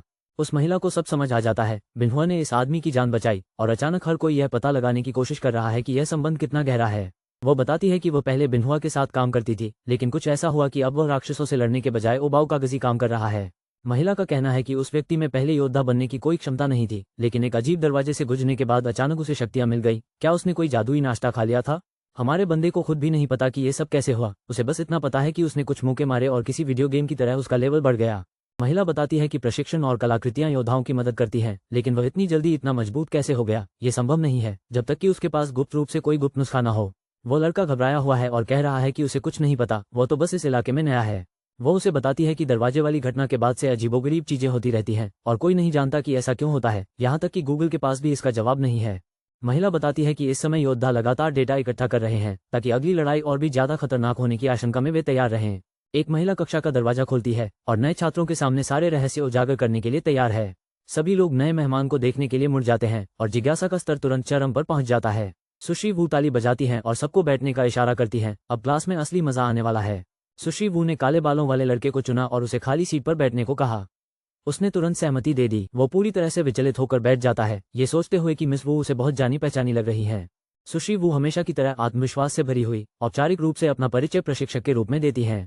अचानक नया लड़का चिल्लाता है, केमिकल वू, तुम हो। मानो उसने कोई हत्या का रहस्य सुलझा लिया हो। पल भर में ही उसके पसीने छूटने लगते हैं, मानो उसने किसी रॉक कॉन्सर्ट में बिंगो चिल्ला दिया हो। सुश्री वू उसे तिरछी नजरों से देखती हैं और पूछती हैं कि क्या वो गोल्डेगल हाई स्कूल से है। वह प्यारा दिखने की कोशिश करता है, ये स्वीकार करते हुए कि उसने उसे पहले रसायन विज्ञान पढ़ाया था। उम्मीद है उसे विस्फोटों के अलावा और भी बहुत कुछ याद होगा। नई शिक्षिका ने खुलासा किया कि वह पहले गोल्डेज हाई स्कूल में रसायन विज्ञान पढ़ाती थी और उन्होंने छात्रों को शिक्षकों को उपनाम न देने की चेतावनी दी। मुख्य किरदार शर्मिंदा होकर माफी मांगता है और कसम खाता है कि यह उसका विचार नहीं था। तभी शिक्षक की आंखें लाल चमकने लगती हैं। बेहद तनावपूर्ण शिक्षिका उसके बिल्कुल सामने आकर उससे कहती है कि वह उसे उस नाम से न बुलाए और वह वादा करता है कि वह फिर कभी ऐसा नहीं करेगा। वो आत्मविश्वास से भरी हुई चली जाती है और कक्षा को बताती है कि वह पहले रसायन विज्ञान की शिक्षिका थी, लेकिन अब वो एक योद्धा है। एक शरारती मुस्कान के साथ वो खुद को सुधारती है। वो वास्तव में योद्धाओं के बीच एक जादूगरनी है जो प्रधानाचार्य होने से कहीं ज्यादा शानदार लगता है। अचानक शिक्षिका अपने हाथों में आग और बर्फ उत्पन्न करती है, जिससे उसकी अद्भुत जादुई शक्तियों से पूरी कक्षा आश्चर्यचकित हो जाती है। उससे जादू की दो विशाल धाराएं फूट पड़ी, जिससे छात्र घबरा गए और छिपने के लिए इधर उधर भागने लगे। विस्फोटों की आवाज पूरे क्लासरूम में गूंज उठी, जिससे छात्र हवा में उड़ने लगे और हर कोई अपनी जान बचाने के लिए इधर उधर भागने लगा। कक्षा में अफरा तफरी मची हुई है क्योंकि छात्र उमड़ती ऊर्जा से बचने की कोशिश कर रहे हैं। शायद उन्हें नाश्ता न करने का पछतावा हो रहा है। मुख्य व्यक्ति विस्मय से आंखें फाड़कर देखता है और चिल्लाता है, कितना शानदार! मानो वो दुनिया के सबसे रोमांचक विज्ञान मेले में हो। मिस वू जादू को रसायन विज्ञान के पाठ की तरह समझाती हैं, जिससे उनके छात्रों की सभी उम्मीदें धराशायी हो जाती हैं। एक छात्र पूरी तरह से भ्रमित है। मिस वू के मुंह से जादू की बात सुनना बहुत वैज्ञानिक लगता है। हॉगवर्ट्स से इसका कोई लेना देना नहीं है। मिस वू यहाँ सिर्फ मनोरंजन के लिए नहीं है। वो कक्षा को चेतावनी देती है कि क्षमताओं की कार्यप्रणाली को समझना ही आपको एक सच्चा योद्धा बनाता है। वो बताती हैं कि योद्धा की शक्ति को सक्रिय करना केवल रोमांचक नहीं है, ये सब आपके शरीर में एड्रेनालाइन के उस तीव्र प्रवाह को नियंत्रित करने के बारे में है। पीछे बैठा एक दृढ़ निश्चयी लड़का सोचता है, चलो मिस वू के आंकड़े देख लेता हूँ। अचानक ये किसी वीडियो गेम की कक्षा जैसा लगने लगता है। उसे पता चलता है कि मिस वू का जादू का स्तर केवल 52 है। जाहिर है यह इस स्कूल के लिए शीर्ष स्तर का स्तर भी नहीं है। एक प्रॉम्प्ट सामने आता है, आनमान को साथी के रूप में जोड़ें। लड़का उत्साहित हो जाता है, वह ताकतवर है और भला कौन अपने साथ मदद नहीं चाहेगा। लेकिन वो स्क्रीन पर टैप करता है और कुछ नहीं होता। वह हाँ पर क्लिक नहीं कर पाता, अपने सारे गेमिंग कौशल का इस्तेमाल करने के बावजूद भी नहीं। गेम उसके सामने एक संदेश दिखाता है, आवश्यक कार्य अधूरा है, साथ ही नहीं जोड़ा जा सकता। हर गेमर का सबसे बुरा सपना। पता चला कि उसे पहले मिस वू के साथ अपना जुड़ाव बढ़ाना होगा। लगता है ये साझेदारी फ्रेंड जोन से बाहर निकलने की कोशिश करने जैसी है। हमारा नायक कक्षा में बैठा है, पूरी तरह से भ्रमित है और सोच रहा है कि आखिर वो अपनी आत्मीयता को कैसे बढ़ाए। अचानक कहीं से एक रहस्यमय नीला गोला प्रकट होता है, जिससे वो अपनी डेस्क पर अवाक रह जाता है। ऊर्जा से भरपूर वो गोला फट जाता है, जिससे वह पीछे की ओर उछल जाता है और कक्षा में मौजूद सभी लोग उसे घूरने लगते हैं। शिक्षक ने यह बात नोटिस की और उसे डांटते हुए पूछा कि वो ध्यान देने के बजाय किस बारे में दिवा स्वप्न देख रहा है। वो सबके सामने उसका मजाक उड़ाती है और मजाक में कहती है कि अकेले खेलने के कारण वह जरूर प्राथमिक विद्यालय में पढ़ता होगा। पूरी कक्षा ठहाके लगाकर हंसने लगती है, जिससे बेचारा लड़का सोचने लगता है कि काश उसके पास अभी अदृश्यता का चोला होता। शिक्षक ने झल्लाकर उसे स्कूल के बाद रुकने का आदेश दिया। अब तो दिन के सुचारू रूप से चलने की उम्मीद ही खत्म हो गई। वो अपनी डेस्क पर उदास बैठा है, यह महसूस करते हुए कि उसके प्रति उसका लगाव बिल्कुल खत्म हो गया है। इस रफ्तार से तो उसे दोस्ती के सबक सीखने पड़ेंगे। वो ऊर्जा जुटाने के लिए संघर्ष कर रहा है, हर तरह के प्रेरक हथकंडे अपना रहा है, जैसे उसने अभी अभी 3 कैन एनर्जी ड्रिंक पी ली हो। हमारा लड़का बेहोश हो जाता है, मिस वू से दया की भीख मांगता है और ऐसा लगता है जैसे उसने पीई क्लास के दौरान मैराथन दौड़ लगाई हो। मिस वू उसे खूब खरी खोटी सुनाती हैं, ये सवाल करती हैं कि क्या वो सचमुच एक योद्धा है और वो सबसे आसान कौशल का उपयोग क्यों नहीं कर सकता। वो किसी चमत्कार की उम्मीद करता है, ये सोचकर कि उसकी शक्तियां तभी प्रकट होती हैं जब वास्तव में उसकी जान खतरे में होती है, ठीक वैसे ही जैसे पिछली बार हुआ था। मिस वू उसे समझाती हैं कि योद्धा कौशल भाग्य पर निर्भर नहीं होना चाहिए। वो दृढ़ निश्चय के साथ सिर हिलाता है और अपना सर्वश्रेष्ठ प्रयास करने का वादा करता है। वो हथियारों के बारे में पूछकर अपना ध्यान भटकाता है। सच में, इतने सारे हथियारों में से सबसे अच्छी तलवार कैसे चुनी जा सकती है? मिस वू एक राज बताती हैं, वह हथियार चुनें जिसके साथ आप सबसे ज्यादा सहज महसूस करते हैं और यह सुनिश्चित करें कि आप उसके साथ तालमेल बिठा सकें। वो हैरान है और जोर से सोच रहा है कि किसी हथियार से कैसे संपर्क किया जा सकता है। क्या आजकल तलवारों में वाईफाई होता है या क्या? मिस वू समझाती हैं, ये सब अपने हथियार पर विश्वास करने के बारे में है। सच्चा आत्मविश्वास ही इसकी वास्तविक क्षमता को उजागर करेगा। वो उसे याद दिलाती है कि बेनहुआ ने एक बार सिर्फ एक कलम से राक्षसों को हराया था। उसने ये देखा तो है, लेकिन फिर भी सोचता है कि क्या पेंसिल को भी गिना जा सकता है। इस व्यक्ति का कहना है कि ज्यादातर लोग तलवारों और चाकुओं पर भरोसा करते हैं, लेकिन अगर उन्हें कलम थमा दी जाए तो वे लगभग बेकार हो जाते हैं। लेकिन बेनहुआ आम लोगों जैसा नहीं है, उसकी इच्छाशक्ति उसे अजेय बनाती है, यहाँ तक कि बिना किसी शानदार हथियार के भी। आत्मविश्वासी महिला आह भरते हुए स्वीकार करती है कि बेनहुआ वास्तव में उससे कहीं बेहतर है। बेनहुआ ने पूरी तरह से आश्चर्यचकित होकर पूछा कि इतनी असाधारण प्रतिभा वाला व्यक्ति एक सामान्य ऑफिस की नौकरी कैसे कर बैठा। वो बताती है कि वो रहस्यमय व्यक्ति एक समय मोर्चे पर लड़ने वाला योद्धा हुआ करता था, लेकिन पूरी कहानी बताने से पहले ही रुक जाती है। वो उसके अतीत को गुप्त रखने का फैसला करती है और बेनहुआ से कहती है कि अगर वो चाहे तो बाद में खुद ही स्पष्टीकरण दे देगा। बात को पलटते हुए वह बेनहुआ से पूछती है कि क्या उसने कोई हथियार तय कर लिया है या अपनी सबसे अच्छी युद्ध क्षमता का पता लगा लिया है। बेनहुआ को गुणों के बारे में कोई जानकारी नहीं है, इसलिए वो समझाती है कि उसके लिए सबसे उपयुक्त युद्ध शैली कौन सी है, जैसे जादू, हाथापाई या उपचार। वो काफी सोच विचार करता है, उसे याद आता है कि उसने एक बार फोल्डिंग कुर्सी और रसोई के चाकू का इस्तेमाल किया था, इसलिए शायद हाथापाई करना ही उसकी खासियत है। वो अचंभित दिखती है, बेनहुआ ने सिर्फ एक तय करने वाली कुर्सी से राक्षसों से कैसे लड़ाई की? ये तो नायकों के लिए कुश्ती जैसा है। काले बालों वाले उस व्यक्ति ने स्वीकार किया कि वह घबरा गया था, लेकिन उसने आसपास पड़ी हुई चीजों का इस्तेमाल करके राक्षसों को पीछे धकेलने में कामयाबी हासिल की। वो महिला स्तब्ध रह जाती है, ये सोचकर कि अगर वो कलम जैसी साधारण चीज से राक्षसों को संभाल सकता है तो वह पहले से ही पागल है। उसे विश्वास नहीं हो रहा कि वह इतना ताकतवर है। उसे शक है कि शायद आपातकालीन स्थिति ने उसे एक जानवर बना दिया है और निश्चित रूप से माहौल में भ्रम की स्थिति बनी हुई है। अब अगली परीक्षा का समय आ गया है। वो उसे हथियार चुनने और असली कार्रवाई के लिए तैयार होने को कहती है। हमारा नायक बिल्कुल अनजान सा दिखता है, ये स्वीकार करते हुए कि उसने कभी हथियार को हाथ नहीं लगाया है, और पूछता है कि उसे कौन सा हथियार उठाना चाहिए। वो सोचता है कि क्या धनुष और तीर एक अच्छा विकल्प है, ठीक उसी तरह जैसे हवा, जिसे हमेशा अपनी इंटरनेट स्पीड से ज्यादा तीरंदाजी पसंद थी। फिर वो एक स्कैल्पेल, सर्जरी का चाकू पर विचार करता है और सवाल करता है कि क्या इसे एक वास्तविक हथियार माना जा सकता है या ये केवल सर्जरी की आपात स्थितियों के लिए है। अचानक वो उसे रोकती है और पूछती है कि वह योद्धा क्यों बनना चाहता है, जबकि वह एक्शन हीरो से ज्यादा डेस्क जॉब करने वाला लगता है। वो बताता है कि उसकी बहन घायल हो गई थी, इसलिए उसने पैसे और क्रिस्टल के लिए योद्धा बनने का फैसला किया ताकि वो उसे ठीक करने में मदद कर सके। वो महिला उसकी बहन के स्वास्थ्य की जांच करती है और वो मुस्कुरा उठता है। एक उपचार करने वाले क्रिस्टल की बदौलत उसकी बहन अब पूरी तरह से सुरक्षित है। मिस वो उनसे कहती हैं कि उन्हें अब योद्धा बनने की जरूरत नहीं है, क्योंकि उनका मिशन पहले ही पूरा हो चुका है। वो मानता है कि यह सच है, लेकिन कहता है कि उसकी बहन के सुरक्षित होने के बावजूद भी कुछ ऐसा है जो उसे नौकरी छोड़ने से रोक रहा है। वो पसीना बहा रहा है, ये स्वीकार करते हुए कि वह हार नहीं मानना चाहता, भले ही वो इसका कारण न बता सके। मिस वू का सामना करते हुए वह इसे शब्दों में व्यक्त करने की कोशिश करता है। उसे ऐसा लगता है कि उसे एक योद्धा बनना ही होगा। मिस वू उसे सलाह देती हैं और सुझाव देती हैं कि वह अपने अंदर के कारण का पता लगाए, शायद इससे उसे अपनी छिपी हुई क्षमताओं को उजागर करने में मदद मिलेगी। अचानक उसे कुछ अजीब सा दिखाई देता है और वह मिस वू से पूछता है, क्या वो दरवाजा पहले भी वहीं था? मिस वू की आंखें तब सिकुड़ गई जब उनकी नजर एक संदिग्ध दरवाजे पर जगमगाते एक रहस्यमय निकास चिन्ह पर पड़ी। दरवाजा एक अशुभ सी आवाज के साथ चरमराते हुए खुलता है। ये बिल्कुल भी अच्छा संकेत नहीं है, जब तक कि पिज्जा डिलीवर करने कोई न आया हो। कोई विशाल और घूमती हुई चीज अचानक प्रकट होती है और चकाचौंध कर देने वाली सर्पिलाकार ऊर्जा से दालान को भर देती है। अराजकता के बीच वह चिल्लाता है, मिस वू, आपकी पीठ, क्योंकि वे उस अफरा तफरी में बह गए थे। मिस वू चिल्लाती हैं कि वह ठीक हैं और उस व्यक्ति को छिपने के लिए कहती हैं, क्योंकि एक्शन से भरपूर प्रयोगशाला में उनके चारों ओर बैंगनी ऊर्जा का बवंडर चल रहा होता है। वो आदमी पूछता है कि क्या दरवाजे के पीछे राक्षस हैं, लेकिन मिस वू पहले से ही जांच करने के लिए आगे बढ़ रही हैं, एकदम शांत या शायद अजीबोगरीब चीजों की आदी हो चुकी हैं। अंदर कहीं गहराई में कुछ छिपा हुआ है, परछाइयां मंडरा रही हैं और डरावनी आवाजें गूंज रही हैं, मानो किसी भूतिया घर से 100 गुना अधिक भयानक माहौल हो। जैसे जैसे वे करीब आते हैं, तनाव बढ़ता जाता है। वो आदमी पसीना पोंछते हुए फुसफुसाता है, क्या ये रोना है या चीखना? इसीलिए उसे सोमवार से नफरत है। मिस वू उसे ताइशान से मदद मांगने का आदेश देती है और खुद कर्मचारी नियमावली पढ़े बिना ही तेजी से आगे बढ़ जाती है। हताश होकर वो मिस वू पर चिल्लाता है कि अभी मत जाओ, मदद का इंतजार करो, लेकिन वो मॉल में ब्लैक फ्राइडे की तरह तेजी से भाग रही है। मिस वू दृढ़ निश्चय के साथ दरवाजे की ओर दौड़ती हैं। उनकी निगरानी में कुछ भी बाहर नहीं निकलेगा, यहाँ तक कि पिछले सीजन का फैशन भी नहीं। वह कहती है कि अगर वे चीजें बाहर निकल गईं तो इसके परिणाम विनाशकारी हो सकते हैं, जैसे कोई पिज्जा पार्टी में रैकून को खुला छोड़ दे। अंदर वो आदमी हिचकिचाता है, दरवाजे से मिस वू को देखता है, जबकि यादें या दृश्य काले और सफेद रंग में कौंधते हैं। उस लड़के ने तुरंत ताइशान को फोन किया और बताया कि ट्रेनिंग रूम में अचानक एक रहस्यमय दरवाजा प्रकट हो गया है। शायद अब टीम वर्क का समय आ गया है। काले बालों वाला लड़का तनाव में दिख रहा है क्योंकि उसे पता चलता है कि एक बार अंदर घुसने के बाद दरवाजा बाहर से ही बंद हो जाता है, अब पीछे मुड़ने का कोई रास्ता नहीं है। वो गलियारों में दौड़ता हुआ मदद के लिए चिल्ला रहा है और बाकी सभी को बाहर निकलने के लिए कह रहा है, इसलिए आधिकारिक तौर पर दहशत का माहौल है। बिना किसी झिझक के वो हथियारों के रैक से एक लाठी उठाता है, जिससे ये स्पष्ट हो जाता है कि वो आगे जो भी होने वाला है उसके लिए तैयार हो रहा है। हमारा नायक एक बहादुर महिला के साथ अंधेरे गलियारे से टॉर्च की रोशनी में तेजी से भागता है, मानो वो किसी high stacks escape room challenge में हिस्सा ले रहा हो।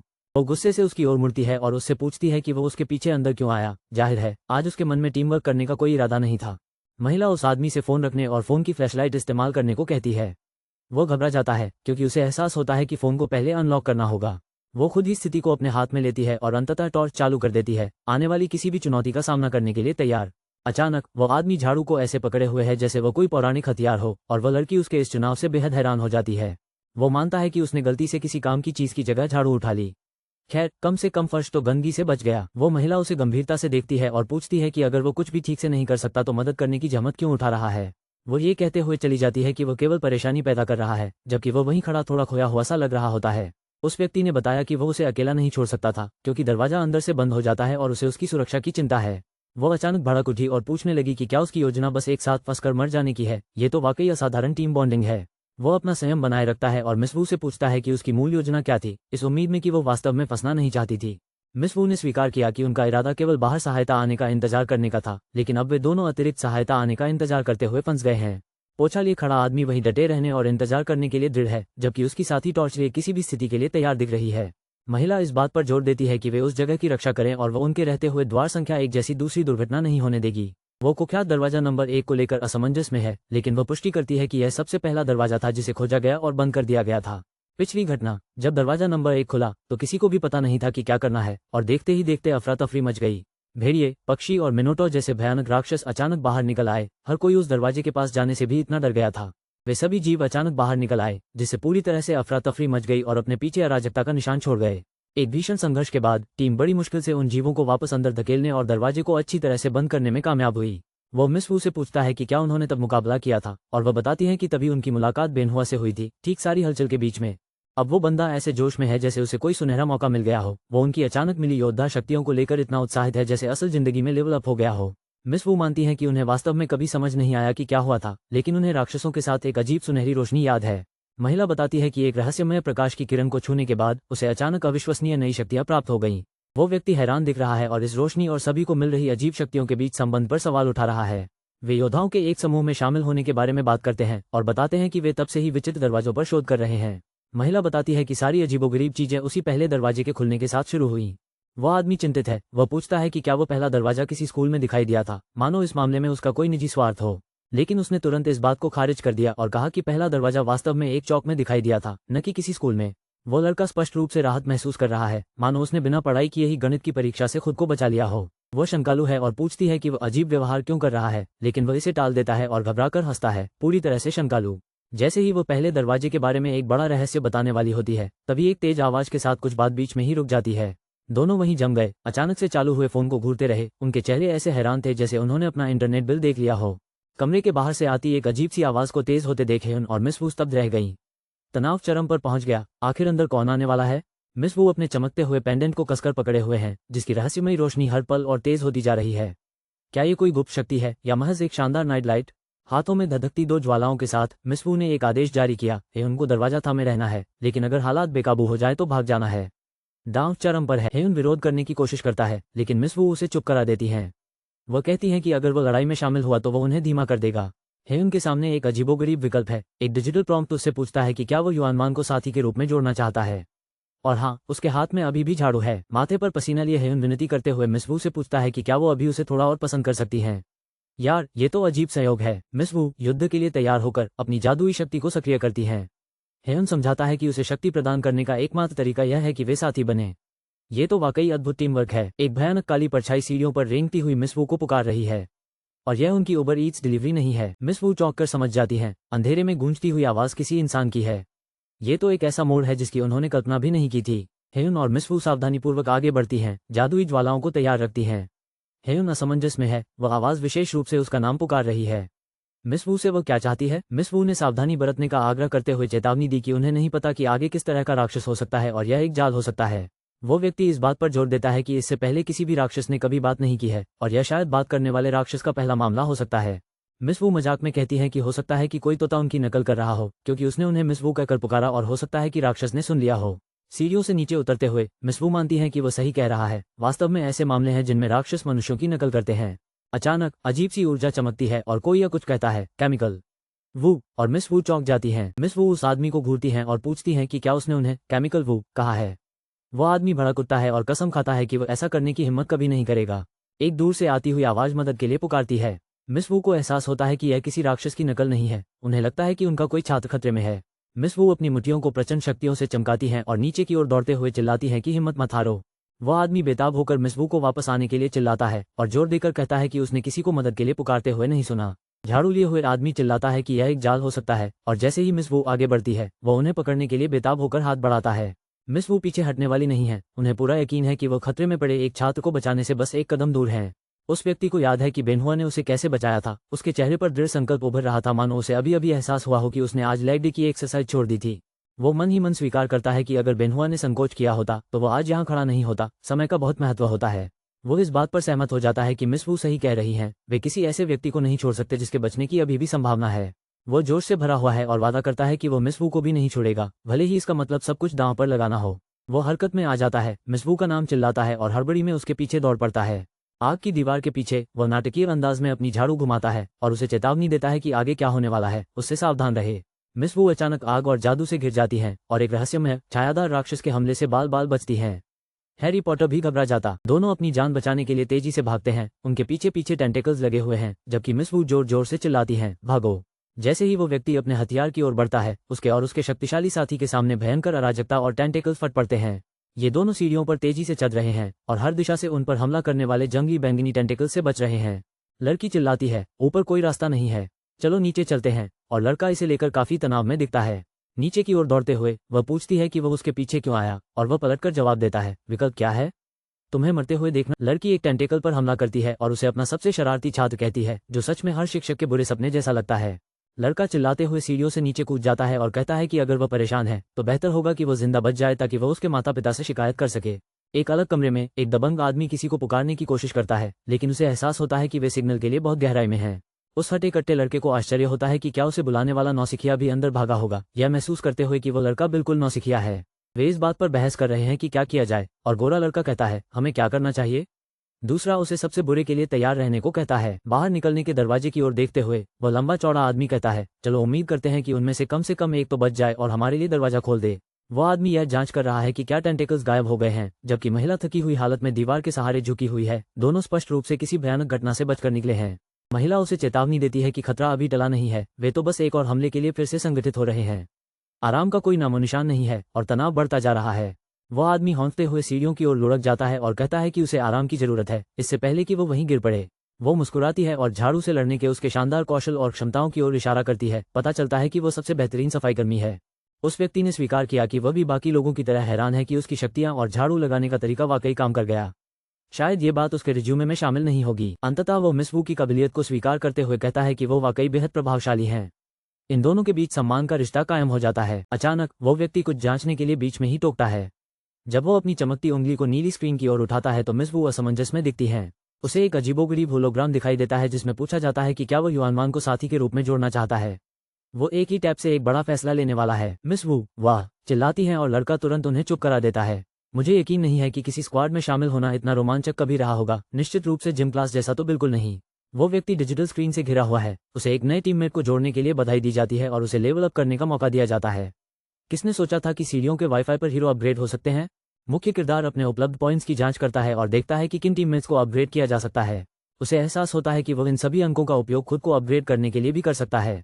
उनका मानना है कि सबसे समझदारी भरा कदम मिस वू को सब कुछ सौंप देना है, क्योंकि उनकी ताकत ही उनके अस्तित्व की कुंजी है। लेकिन अगर वो बहुत कमजोर रहा तो वो मिस वू की गति को धीमा कर देगा।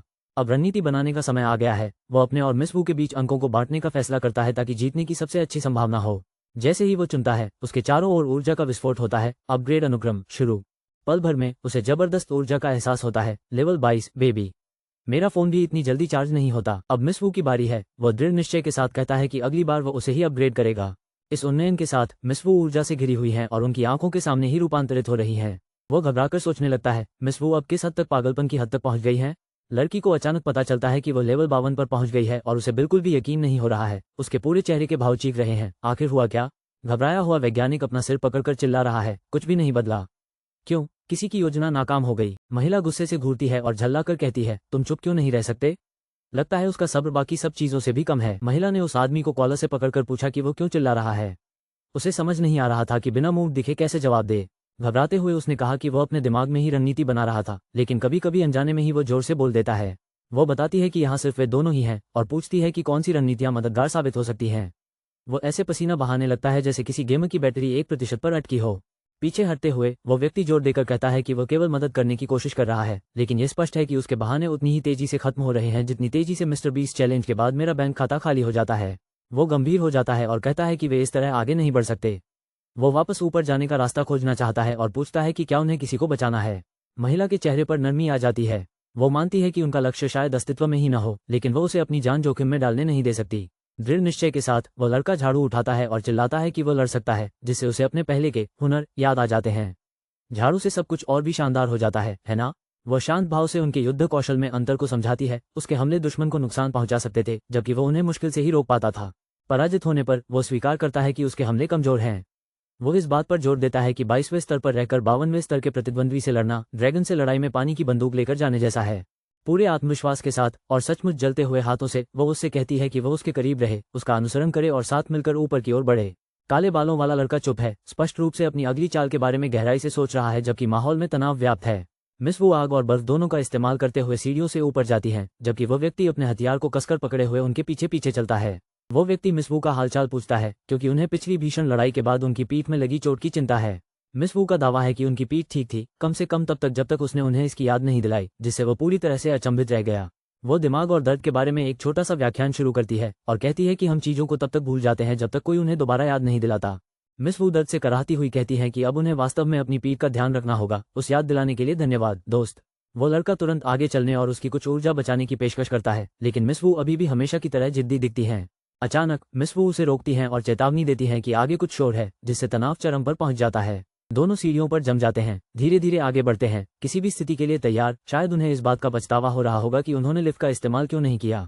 सबसे ऊपर उलझी हुई सूंडें उनका रास्ता रोक देती हैं और वह आदमी पूछता है कि क्या वे डरावनी चीजें आखिरकार हमेशा के लिए चली गई हैं। महिला को एहसास होता है कि जिन टेंटेकल से उन्होंने पहले लड़ाई की थी वे सभी गायब हो गए हैं, और वह जोर से आश्चर्य व्यक्त करती है कि रास्ता अचानक साफ क्यों हो गया है। उस आदमी को समझ आ गया, कटे हुए टेंटेकल्स असल में उन्हें रोकने के लिए थे, जैसे किसी गेम में बेहद परेशान करने वाले चेक पॉइंट्स होते हैं। वो इसका विश्लेषण एक माहिर की तरह करती है। ये टेंटेकल्स अपने नुकसान का इस्तेमाल बचाव के लिए कर रहे हैं, न कि उन मूल राक्षसों के प्रति उसके असीम धैर्य की तरह। आग की लपटों के बीच वह कहती है कि उम्मीद है, अगर वे अभी भी डटे रहें तो वे वास्तव में इन लोगों को हरा सकते हैं। वह है उनसे पीछे से रक्षा करने के लिए चिल्लाती है और वादा करती है कि वह तंतुमय दीवार में एक छेद कर देगी ताकि वे उसे तोड़कर आगे बढ़ सकें। हेयुन आत्मविश्वास से सहमत हो जाता है और अपने विशाल हथियार को तैयार करता है। उसे अपने हालिया अपग्रेड से मिली शक्ति का एहसास होता है। आग की लपटें उठ रही थीं और ऊर्जा का विस्फोट हो रहा था। दोनों आगे बढ़े, वह चिल्लाई, चलो चलें, और यह सबसे शानदार सुपरहीरो टीम अप जैसा था। महिला हेयुन से आग से भरे प्रवेश द्वार से तेजी से आगे बढ़ने का आग्रह करती है। वह जवाब देता है, मैं आ रहा हूँ, जैसे कि उसे पिज्जा के लिए देर हो रही हो। हेयुन आग की लपटों से घिरी हुई तेजी से आगे बढ़ती है और धुएं से भरे अराजक वातावरण के बीच से सीधे निकल जाती है। अचानक हेयुन अपने हाथ में हथौड़ा लिए एक विशाल तंतु से टकरा जाती है, लेकिन वह चीज जोरदार धमाके के साथ पलटवार करती है। लड़की चिल्लाती है, सावधान। तभी एक भयंकर विस्फोट होता है और सफेद सूट पहने एक आदमी हवा में उछल जाता है। पृष्ठभूमि में उसकी टेंटेकल्स लहरा रही होती हैं। ये तो बहुत ही रोमांचक होता जा रहा है। पोछा लिए हुए वो आदमी सीढ़ियों पर बुरी तरह गिरता है। उसकी निगाहों में दृढ़ संकल्प झलक रहा है, क्योंकि वह दूसरे दौर के लिए खुद को तैयार कर रहा है। एक अन्य पात्र तंतुओं की दीवार को देखकर भयभीत हो जाता है और चिल्लाता है, ओह नहीं, द्वार बंद हो गया। लगता है अब वापस जाने का कोई रास्ता नहीं है। वो आदमी बिजली की तेजी से बचता है, हवा में तेजी से आगे बढ़ता है और कोई खतरनाक चीज उसके सिर के पास से बाल बाल निकल जाती है। इसे कहते हैं बाल बाल बचना। पोछा लगाने वाला आदमी और वो महिला दोनों ही हैरानी से क्या वाली स्थिति में एक साथ खड़े हो जाते हैं। उनकी आंखें चौड़ी हो जाती हैं, क्योंकि यह भयानक सपना लगातार बढ़ता ही जा रहा होता है। पोछा लगाने वाला आदमी झाड़ू लेकर तेजी से आगे बढ़ता है और महिला चिल्लाती है, जल्दी से सिर नीचे करो, वो रास्ता बंद है। तंबू जैसे अंग पास आने लगते हैं। जैसे ही वे भागने लगे, महिला ने मजाक में कहा, क्या मुझे भ्रम हो रहा है या तुम्हारे लड़ने के कौशल में सुधार हुआ है? पोछा लगाने वाले आदमी ने जवाब दिया, क्या यह अच्छी बात नहीं है? इससे पहले कि वे सांस ले पाते, एक टेंटेकल उस महिला को जकड़ लेता है, उसकी आंखें चौड़ी हो जाती हैं और हमारा हीरो कार्रवाई करने के लिए तैयार दिखता है। सामूहिक गले मिलने का यह सही समय नहीं है। एक और जोरदार प्रहार होता है जब हमारा पोछा चलाने वाला नायक पलटवार करता है और एक राक्षस को आसमान में उछाल देता है, जिससे एक महाकाव्य उलटफेर होता है। पोछे से धुआं निकल रहा था और उसकी टहनियां पीछे हट रही थी। तभी महिला ने पूछा, अपघटन? आपने ये कैसे किया? सच कहूं तो मैं भी हैरान हूं। वो एक शक्तिशाली कौशल के बारे में बताती है जो एक राक्षस के हमलों को बढ़ाता है, जबकि कुछ डरावने राक्षस कांच को ऐसे तोड़ते हैं जैसे वे किसी हॉरर फिल्म के लिए ऑडिशन दे रहे हों। सफेद कोट पहने हुए व्यक्ति को जिज्ञासा होती है। वह स्वीकार करता है कि उसने पहले कभी ऐसा कौशल नहीं देखा और जानना चाहता है कि उसने ये कौशल कहाँ से सीखा है। अचानक उसे अपघटन नामक एक बिल्कुल नई क्षमता प्राप्त होती है और वह घबरा जाता है क्योंकि यह वास्तव में वास्तविक है। वह शांत रहने की कोशिश करता है, घबराकर मजाक में कहता है कि शायद वो वाकई एक जीनियस है, भले ही उसका दोस्त आश्वस्त न दिखे। वे अंधेरी सीढ़ियों से नीचे भागते हैं, मदद के लिए पुकारने की आवाज पर बहस करते हैं, लेकिन पूरी जगह किसी भूतिया घर जैसी दिखती है। वो रुकती है और कहती है कि उसने उस रहस्यमयी चीख को सुने हुए बहुत समय हो गया है और अब उसे संदेह हो रहा है। वो सुझाव देता है कि यह एक जाल है, यह महसूस करते हुए कि वे उस आवाज से आकर्षित हुए थे और अब वो रहस्यमय आवाज गायब हो गई है। दोनों घबराकर इधर उधर देखने लगते हैं। उन्हें एहसास होता है कि कुछ तो गड़बड़ है और फिर एक धीमी सी आवाज आती है, मैं यही हूँ। दोनों की आंखें फटी रह गई जब वो डरावनी आवाज फिर से सुनाई दी, जिससे वे YouTube रिवाइंड का इंतजार कर रहे दर्शकों से भी ज्यादा चिंतित हो गए। हमारा मुख्य किरदार अपनी झाड़ू को कसकर पकड़ता है और पूछता है, क्या हो रहा है? क्योंकि इन भूतिया आवाजों को सुनना कभी भी अच्छा संकेत नहीं होता। दोनों अन्वेषक अंधेरे में दबे पांव आगे बढ़ते हैं। उन्हें केवल कुछ धुंधली आवाजें सुनाई देती हैं जो उनकी रीढ़ की हड्डी में सिहरन पैदा कर देती हैं। अचानक उस व्यक्ति को एक पुरुष की फुसफुसाती हुई आवाज सुनाई देती है, मैं यहाँ हूँ, जिससे उसके साथी को संदेह होता है कि क्या वो सिर्फ भ्रम का शिकार है। वे इस सीढ़ी से अनिश्चित काल तक नीचे दौड़ते रहे हैं, मंजिलों की गिनती भूल गए हैं। उन्हें चिंता होने लगी है कि क्या वे कभी रुकेंगे भी या नहीं। वो व्यक्ति घबराकर जोर से पूछता है कि क्या उन्हें पौराणिक अंतहीन सीढ़ियां मिल गई, जबकि वह पूरी तरह से भयभीत दिख रहा होता है। उसके साथी ने इस विचार को सिरे से खारिज कर दिया, ये कहते हुए कि सीढ़ियां अनंत तक नहीं जा सकती जब तक कि वे किसी जिम में न हो, है ना? वो उसे याद दिलाती है कि वे यहाँ असली राक्षसों का सामना कर रहे हैं, न कि किसी पुरानी भूतिया कहानी के पात्रों का। वो व्यक्ति तर्क देता है कि यह जगह पहले से ही काफी अवास्तविक लगती है, जैसे कि वे किसी की बेतहाशा कल्पना में फंसे हुए हों। वो पूछती है कि क्या उसने अभी तक किसी भी क्रिस्टल की पूरी तरह से अनुपस्थिति पर ध्यान दिया है, और वह सहमत होता है। दोनों को संदेह होने लगता है। महिला बताती है कि क्रिस्टल ही राक्षसों को शक्ति प्रदान करते हैं, इसलिए यदि कोई क्रिस्टल नहीं है तो कोई न कोई उनकी रक्षा कर रहा होगा।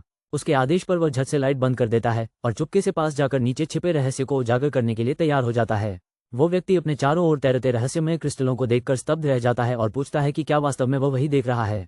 वो और मिस वू तैयार हो जाते हैं, ये कहते हुए कि राक्षस आगे ही होगा और शायद वो व्यक्ति भी जिसे वे बचाने आए हैं। मिस वू गंभीर दिखती हैं और फैसला करती हैं कि उनके पास अंधेरे में और गहराई तक जाने के अलावा कोई विकल्प नहीं है। वो व्यक्ति एक चमकती नीली स्क्रीन पर कुछ देखता है, जिससे पता चलता है कि उनका लक्ष्य केवल 5 मीटर दूर है।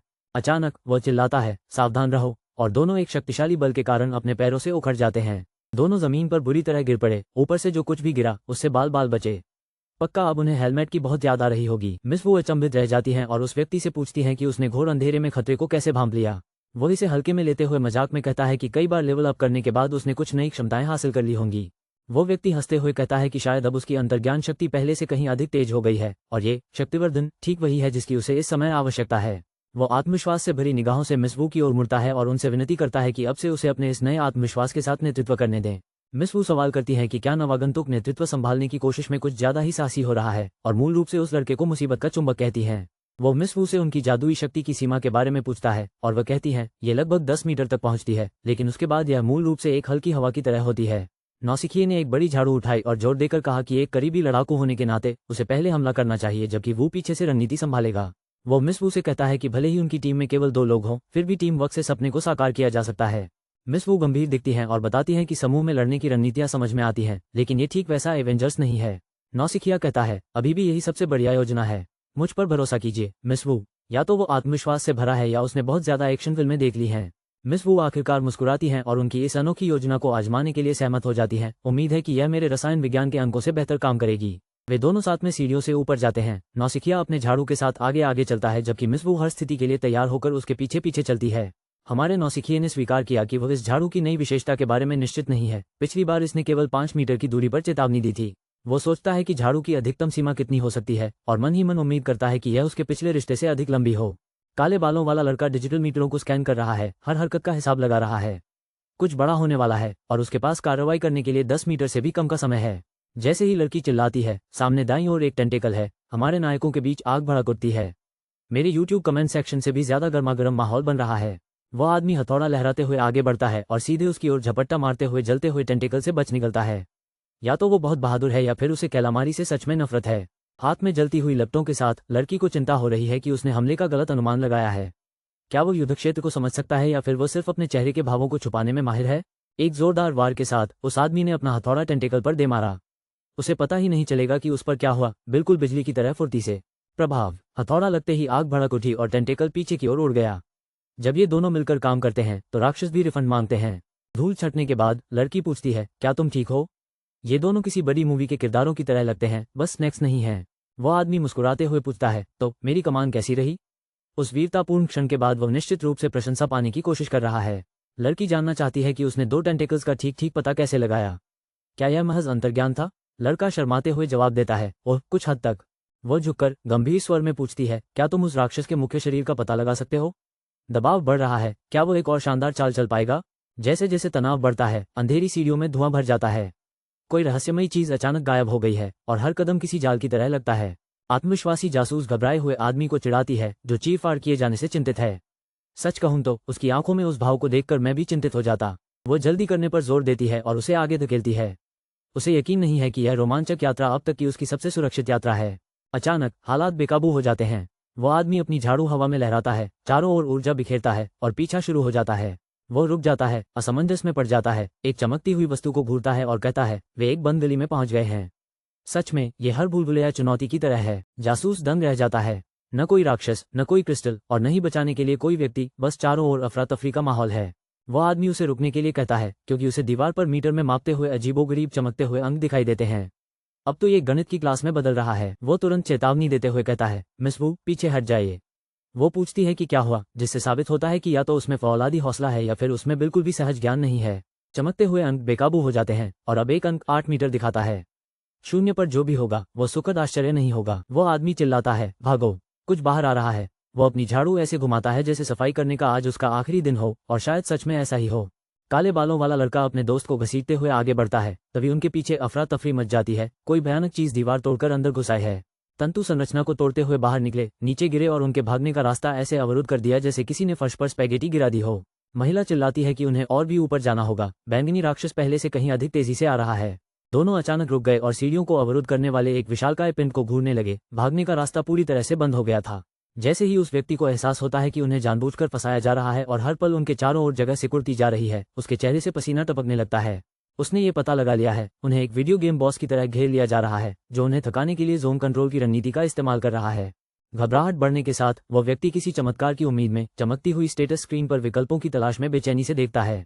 वह लेवल अप बटन पर उंगली पटकता है, ये तय करते हुए कि अब खुद को अपग्रेड करने का समय आ गया है, क्योंकि अधिक एक्सपी से बेहतर समस्याओं का समाधान और कुछ नहीं है। अब वह लेवल 25 पर है, लेकिन वह हैरान है, लेवल बढ़ाना और भी मुश्किल होता जा रहा है। ये तो मोबाइल गेम की तरह पैसे कमाने का एक तरीका है। अब उसे समझ आ गया है कि वह पहले मिस वू को आगे बढ़ने में मदद क्यों नहीं कर पाया। जितना ऊपर जाओगे उतना ही महंगा पड़ता जाएगा। हमारे मुख्य व्यक्ति ने अभी अभी अपने सिस्टम में एक स्टोर फंक्शन को अनलॉक किया है और वह इस अराजकता के बीच पूरी तरह से ऑनलाइन शॉपिंग मोड में जाने वाला है। उसे सर्वशक्तिमान शक्तिवर्धन क्रिस्टल मिलता है। ये चीज 10 सेकंड के लिए उसकी सभी क्षमताओं को दोगुना कर सकती है। असल में यह एस्प्रेसो के एक पावर अप शॉट की तरह है। यही वह है। वह चिल्लाता है, उसकी आंखें चमक रही हैं और वह अपने साथ खड़ी एक रहस्यमयी महिला साथी के साथ लड़ाई के लिए तैयार है। अचानक टेंटिकल्स हमला करते हैं। हायुन को पकड़ लिया जाता है और हमारा हीरो ऐसे कूद पड़ता है जैसे वह दुनिया के सबसे घटिया हेयर कमर्शियल से किसी को बचा रहा हो। वह पकड़ो चिल्लाते हुए क्रिस्टल को ह्यून की ओर उछालता है, जबकि उनके चारों ओर अफरा तफरी मच जाती है। ह्यून ने क्रिस्टल को छीन लिया और पूरी तरह से भ्रमित दिखी, जैसे उसे बिना किसी निर्देश के टीवी रिमोट थमा दिया गया हो। उसका साथी, जो उलझा हुआ है, चिल्लाकर उससे कहता है कि वह क्रिस्टल का जल्दी इस्तेमाल करे क्योंकि उनके पास महाशक्तियों के लिए केवल 10 सेकंड है। अब जीवन को तेजी से जीने का समय है।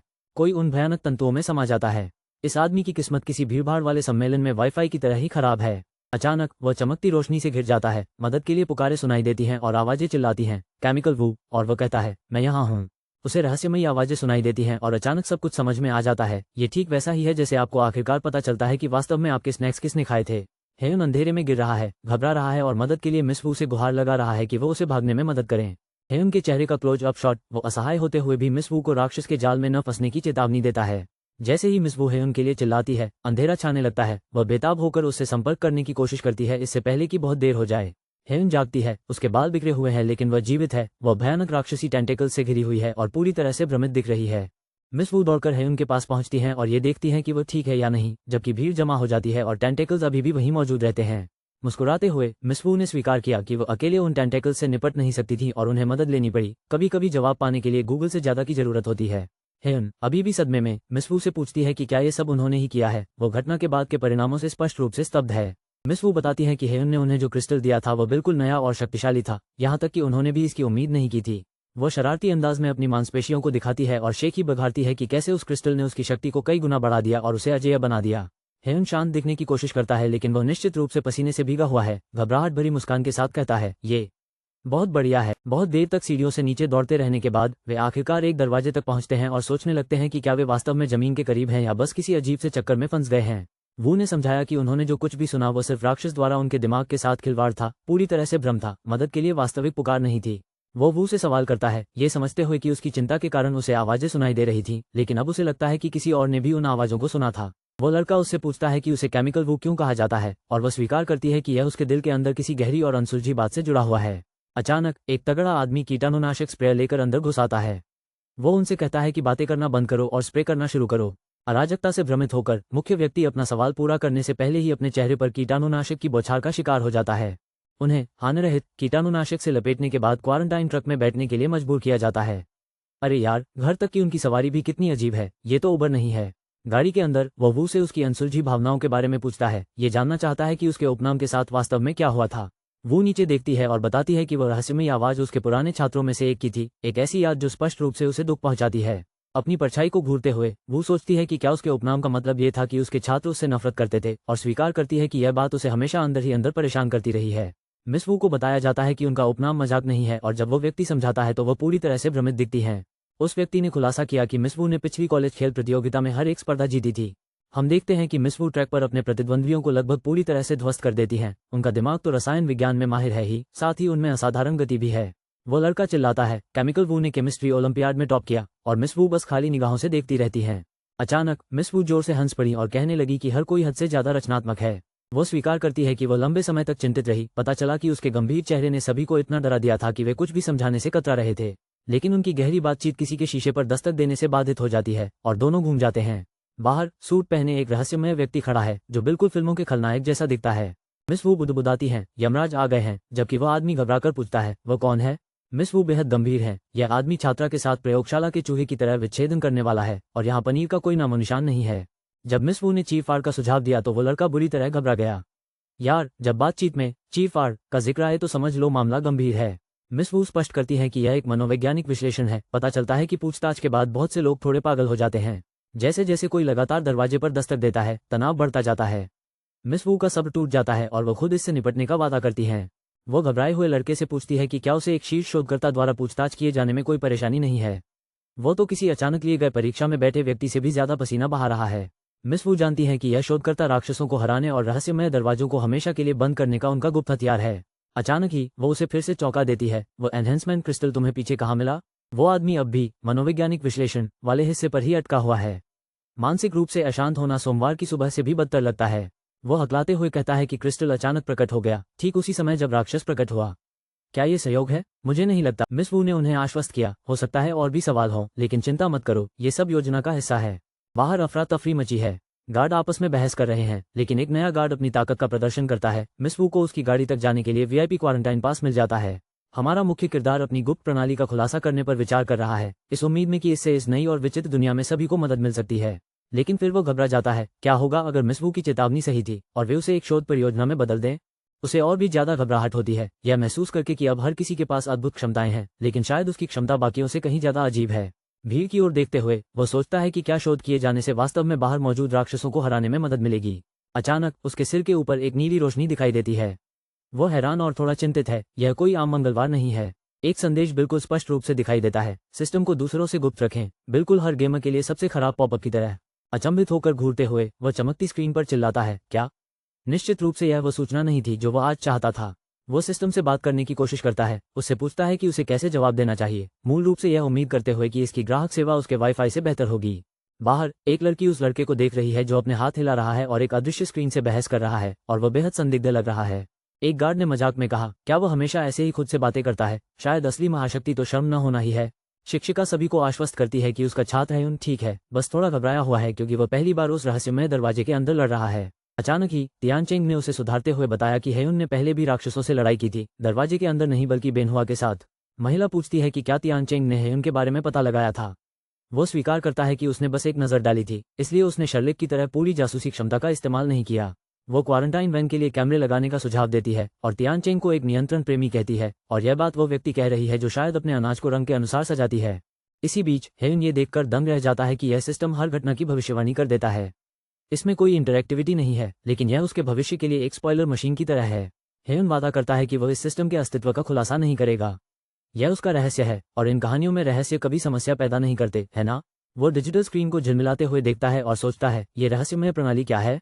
उसे पसीना भी आ रहा है, जबकि आज पैरों की कसरत का दिन नहीं है। अकेले बैठे हुए हेयुन अपना स्टेटस चेक करता है। उसे लगता है कि उसने पॉइंट्स कमाए हैं और उम्मीद करता है कि जो भी इनाम छिपा है वो सिर्फ एक वर्चुअल स्टिकर ना हो। अचानक एक नया फीचर सामने आता है, मॉन्स्टर गाइड। पैच नोट्स वाली तकनीक, लेकिन फोन अपडेट के बजाय आपको मॉन्स्टर डेटा मिलता है। स्क्रीन पर एक विशालकाय रॉक मॉन्स्टर दिखाई देता है जो ऐसा लगता है मानो उसने जीवन भर कार्डियो एक्सरसाइज नहीं की हो। सच में इस आदमी के बाइसेप्स तो सचमुच चट्टानों जैसे हैं। एक रहस्यमय चमकती हुई टेंटेकल जैसी आकृति प्रकट होती है जो एक ऐसी महाकाव्य चुनौती के लिए मंच तैयार करती है जिसकी किसी ने मांग नहीं की थी, लेकिन जिसे हर कोई चाहता है। मुख्य किरदार अपने डिजिटल मॉन्स्टर कलेक्शन को देखता है जो पोकेमोन से कहीं ज्यादा शानदार है। उसने एक रॉक मॉन्स्टर कार्ड भी डिस्प्ले पर रखा हुआ है। अचानक स्क्रीन पर नए विकल्प दिखाई देते हैं। यह एक प्रशिक्षण सत्र है और हमारे नायक को बिल्कुल भी पता नहीं है कि उसने किस चीज के लिए साइन अप किया है। उसे मैदान, राक्षस का प्रकार और ताकत चुननी है, लेकिन यह बहुत मुश्किल है, इसलिए वो बस मानक मोड चुनता है और अच्छे की उम्मीद करता है।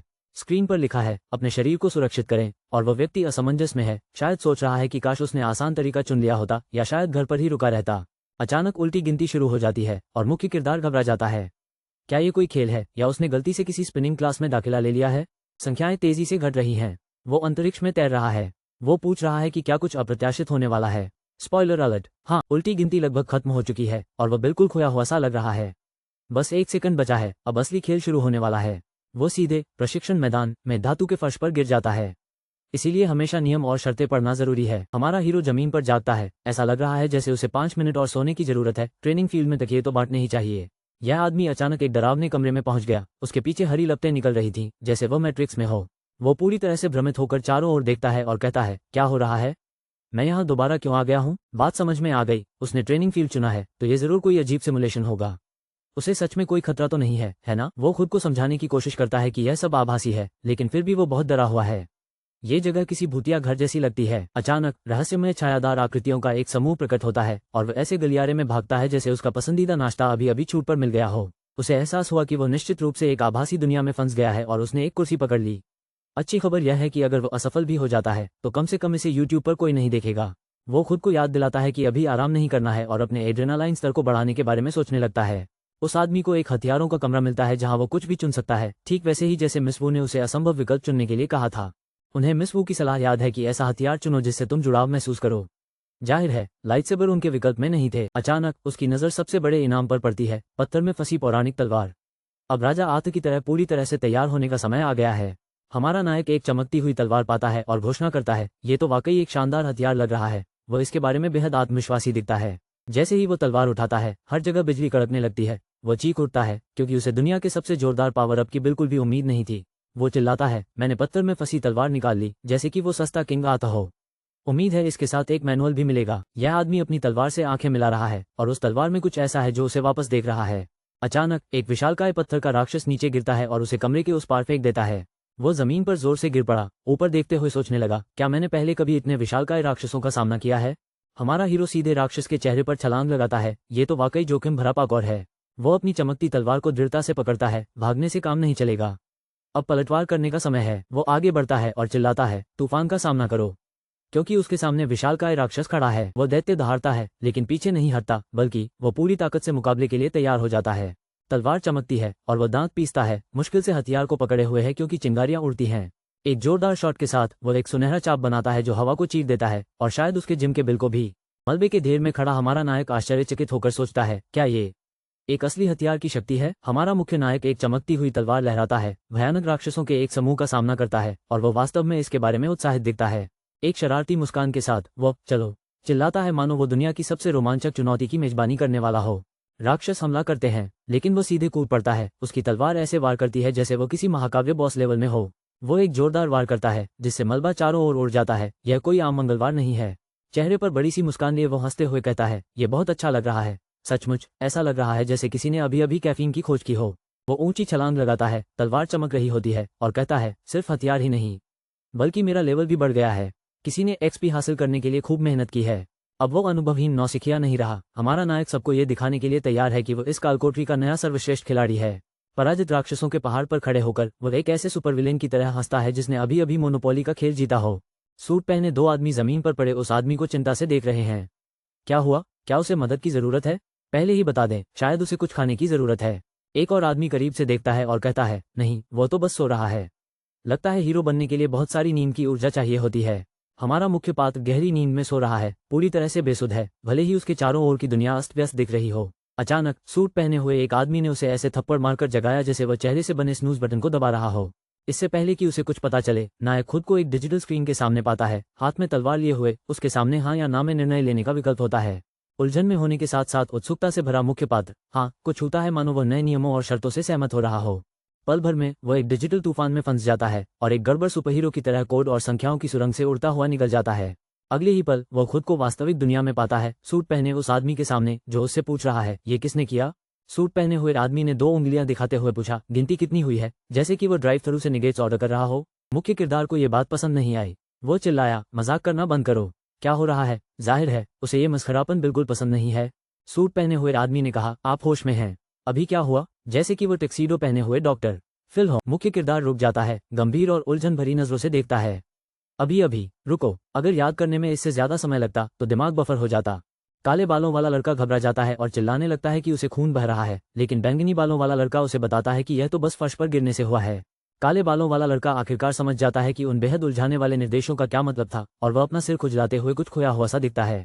बैंगनी बालों वाला लड़का पूरी तरह से हैरान है। काले बालों वाला लड़का शांत रहने की कोशिश करता है और कहता है कि वो पूरे समय सपना देख रहा था। बैंगनी बालों वाला लड़का अपनी बाहें मोड़कर पूछता है कि क्या दूसरा सचमुच ऐसे ही सो गया था? हमारा लड़का मानता है कि वो बहुत थका हुआ होगा। बैंगनी बालों वाला लड़का कहता है कि युआनमान की तुलना में उसकी सहनशक्ति खराब है और काले बालों वाला लड़का तुरंत इस बात को लेकर चिंतित होने लगता है कि युआनमान कहाँ है। बैंगनी बालों वाला लड़का उससे कहता है कि चिंता न करो, युआनमान बिल्कुल ठीक है, उसके कुछ और परीक्षण चल रहे हैं। बैंगनी बालों वाला लड़का एक शरारती मुस्कान के साथ पीछे मुड़कर देखता है, उसे ये जताते हुए कि अब उसकी बारी है परीक्षण के लिए, जो बिल्कुल सुरक्षित लगता है ना? काले बालों वाला लड़का खुद को एक प्रयोगशाला चूहे के रूप में कल्पना करता है जिसका विच्छेदन होने वाला है। अरे यार, शांत हो जाओ, ये सिर्फ एक जांच है, विज्ञान की कक्षा नहीं। चलते समय काले बालों वाला लड़का बैंगनी बालों वाले लड़के का नाम विनम्रतापूर्वक पूछकर तनाव को कम करने की कोशिश करता है। बैंगनी बालों वाला लड़का आखिरकार जवाब देता है, वो वॉरियर टेक के अनुसंधान एवं विकास विभाग से गेतियान चेंग है। और अचानक ये किसी नौकरी के इंटरव्यू जैसा लगने लगता है। मुख्य किरदार तकनीकी विभाग से सवाल जवाब करता है और मजाक में पूछता है कि क्या वे अपना पूरा दिन योद्धाओं के हथियार बनाने में बिताते हैं या कुछ और ही अजीबोगरीब काम करते हैं। दूसरा व्यक्ति बड़े शांत भाव से कहता है कि हथियार तो उनके उच्च तकनीक वाले व्यवसाय का ही हिस्सा है, रहस्य का स्तर मेरे अंकों से भी कहीं अधिक बढ़ गया है। अचानक शील्ड को सक्रिय करने का समय आ गया है और एक दस्ता एक विशाल गगनचुंबी इमारत के बाहर इकट्ठा हो जाता है। कुछ बड़ा होने वाला है। ड्राइवर ने जरा भी समय बर्बाद नहीं किया और हमारे आदमी को पीछे की सीट पर बैठने के लिए कहा, बिल्कुल भविष्य की किसी बेहद रोमांचक ओवर राइड की तरह। शील्ड क्या है? मुख्य किरदार पूछता है, लेकिन सामने बैठी महिला अभी रहस्य उजागर करने के लिए बहुत व्यस्त है। बिना एक पल भी गंवाए हमारा नायक एक चमकता हुआ नीला पैनल निकालता है और अपने रहस्यमय मिशन को अंजाम देने के लिए तैयार हो जाता है। ऐसा लगता है कि यहाँ ट्रेनिंग करने से एक्सपी मिलता है। लगता है कि मुख्य किरदार 1 जनवरी को जिम में पसीना बहाने वाले किसी व्यक्ति से भी ज्यादा मेहनत करने की योजना बना रहा है। एक संदेश पॉप अप होता है जो एक नए नाम शैडो फिलर की पुष्टि करता है। साथ ही कुछ टेंटेकल जैसी हरकतें भी दिखाई देती हैं जो किसी हॉरर फिल्म से सीधे ली गई लगती हैं। ड्राइवर घोषणा करता है कि जिस राक्षस से हमारे नायक ने लड़ाई की थी उसका आधिकारिक तौर पर नामकरण कर दिया गया है। नाटकीयता के लिए 9000 अंक। 2 स्क्रीन पर एक दूसरे को घूरते हुए दोनों किरदार कहते हैं, शैडो फिलर, और सच कहूं तो यह मेरे वाईफाई से कहीं बेहतर नाम है। यह आदमी हैरान दिख रहा है, बड़ी बड़ी आंखों से स्क्रीन से बाहर किसी चीज को घूर रहा है और उसके चेहरे से पसीने की एक बूंद बह रही है। आगे की सीट पर बैठा व्यक्ति गुस्से से चिल्लाता है, तुमने क्या कहा? और देखते ही देखते कार में तनाव का माहौल छा जाता है। काले बालों वाला लड़का मुस्कुराते हुए कहता है, तुम्हें कैसे पता चला कि नाम अभी अभी तय हुआ है? जबकि दूसरा लड़का बेहद संदेह भरी नजरों से देखता है। अच्छा, मैंने तुम्हारे फोन पर एक नजर डाली। काले बालों वाले लड़के ने कबूल किया और सहजता से स्वीकार किया कि उसने पूरी तरह से धोखा दिया है। मुझे माफ करना। मुझे जिज्ञासा हुई और मैंने एक नज़र डाल ली। वह कहता है, रंगे हाथों पकड़े जाने के बावजूद वह कुछ ज्यादा ही खुश दिख रहा है। वो माफी मांगते हुए हाथ ऊपर उठाता है। मेरी गलती, ऐसा दोबारा नहीं होगा। यही बात हर कोई दोबारा वही गलती करने से पहले कहता है। ड्राइवर गुस्से से घूरता है। ध्यान रखना, फोन देखना असभ्य व्यवहार है। वह चेतावनी देता है। पीछे बैठा व्यक्ति बस मुस्कुराता है। समझ गया। ड्राइवर के मन में विचार उठने लगे। वह झूठ बोल रहा है। मेरे फोन में प्राइवेसी स्क्रीन है। ऐसा हो ही नहीं सकता कि उसने इसे देखा हो। साथ ही मैं देख रहा था। वो कभी झुका नहीं। उसे एहसास हुआ और उसने संदेह भरी निगाहों से रियर व्यू मिरर में देखा। अब हालात गंभीर हो गए हैं। वह सोच रहा है, आखिर वह क्या छुपा रहा है। शक की छाया इस कार में मेरे पिछले बैंक स्टेटमेंट से भी ज्यादा मंडरा रही है। वो वॉइस रिकॉर्डर चालू करता है। एकदम गंभीर हो जाता है। चलिए मुद्दे पर आते हैं।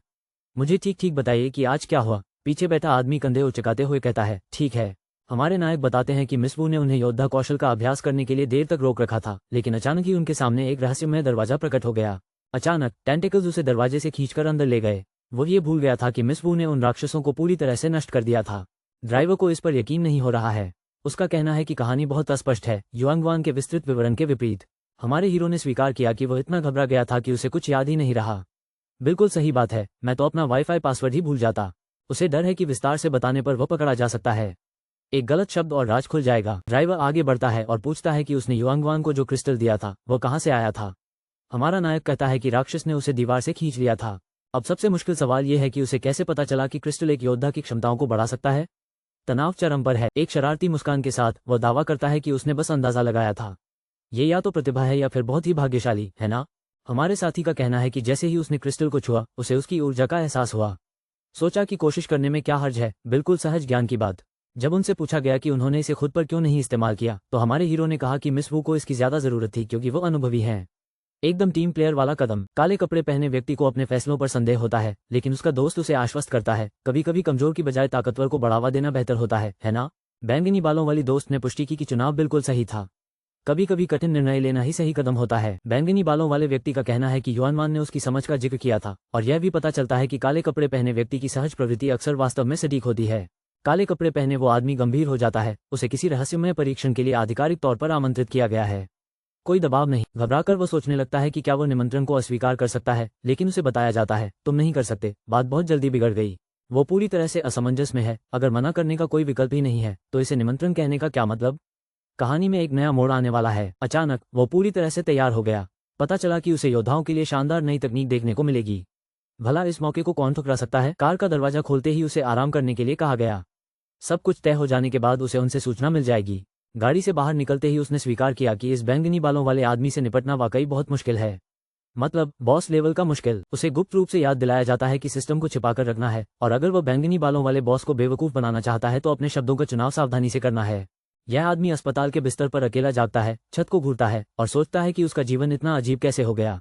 अचानक वो एक सीढ़ी पर दौड़ रहा है और उसके सबसे बुरे सपनों से निकले एक विशालकाय छाया राक्षस द्वारा उसका पीछा किया जा रहा है। हर कदम अंतहीन सा लगता है और वह सोच रहा है, अंतहीन सीढ़ियां, ये तो जिम क्लास से भी बदतर है। लेकिन फिर उसे एहसास होता है, नहीं, यह कोई बुरा सपना नहीं है, ये सचमुच हो रहा है।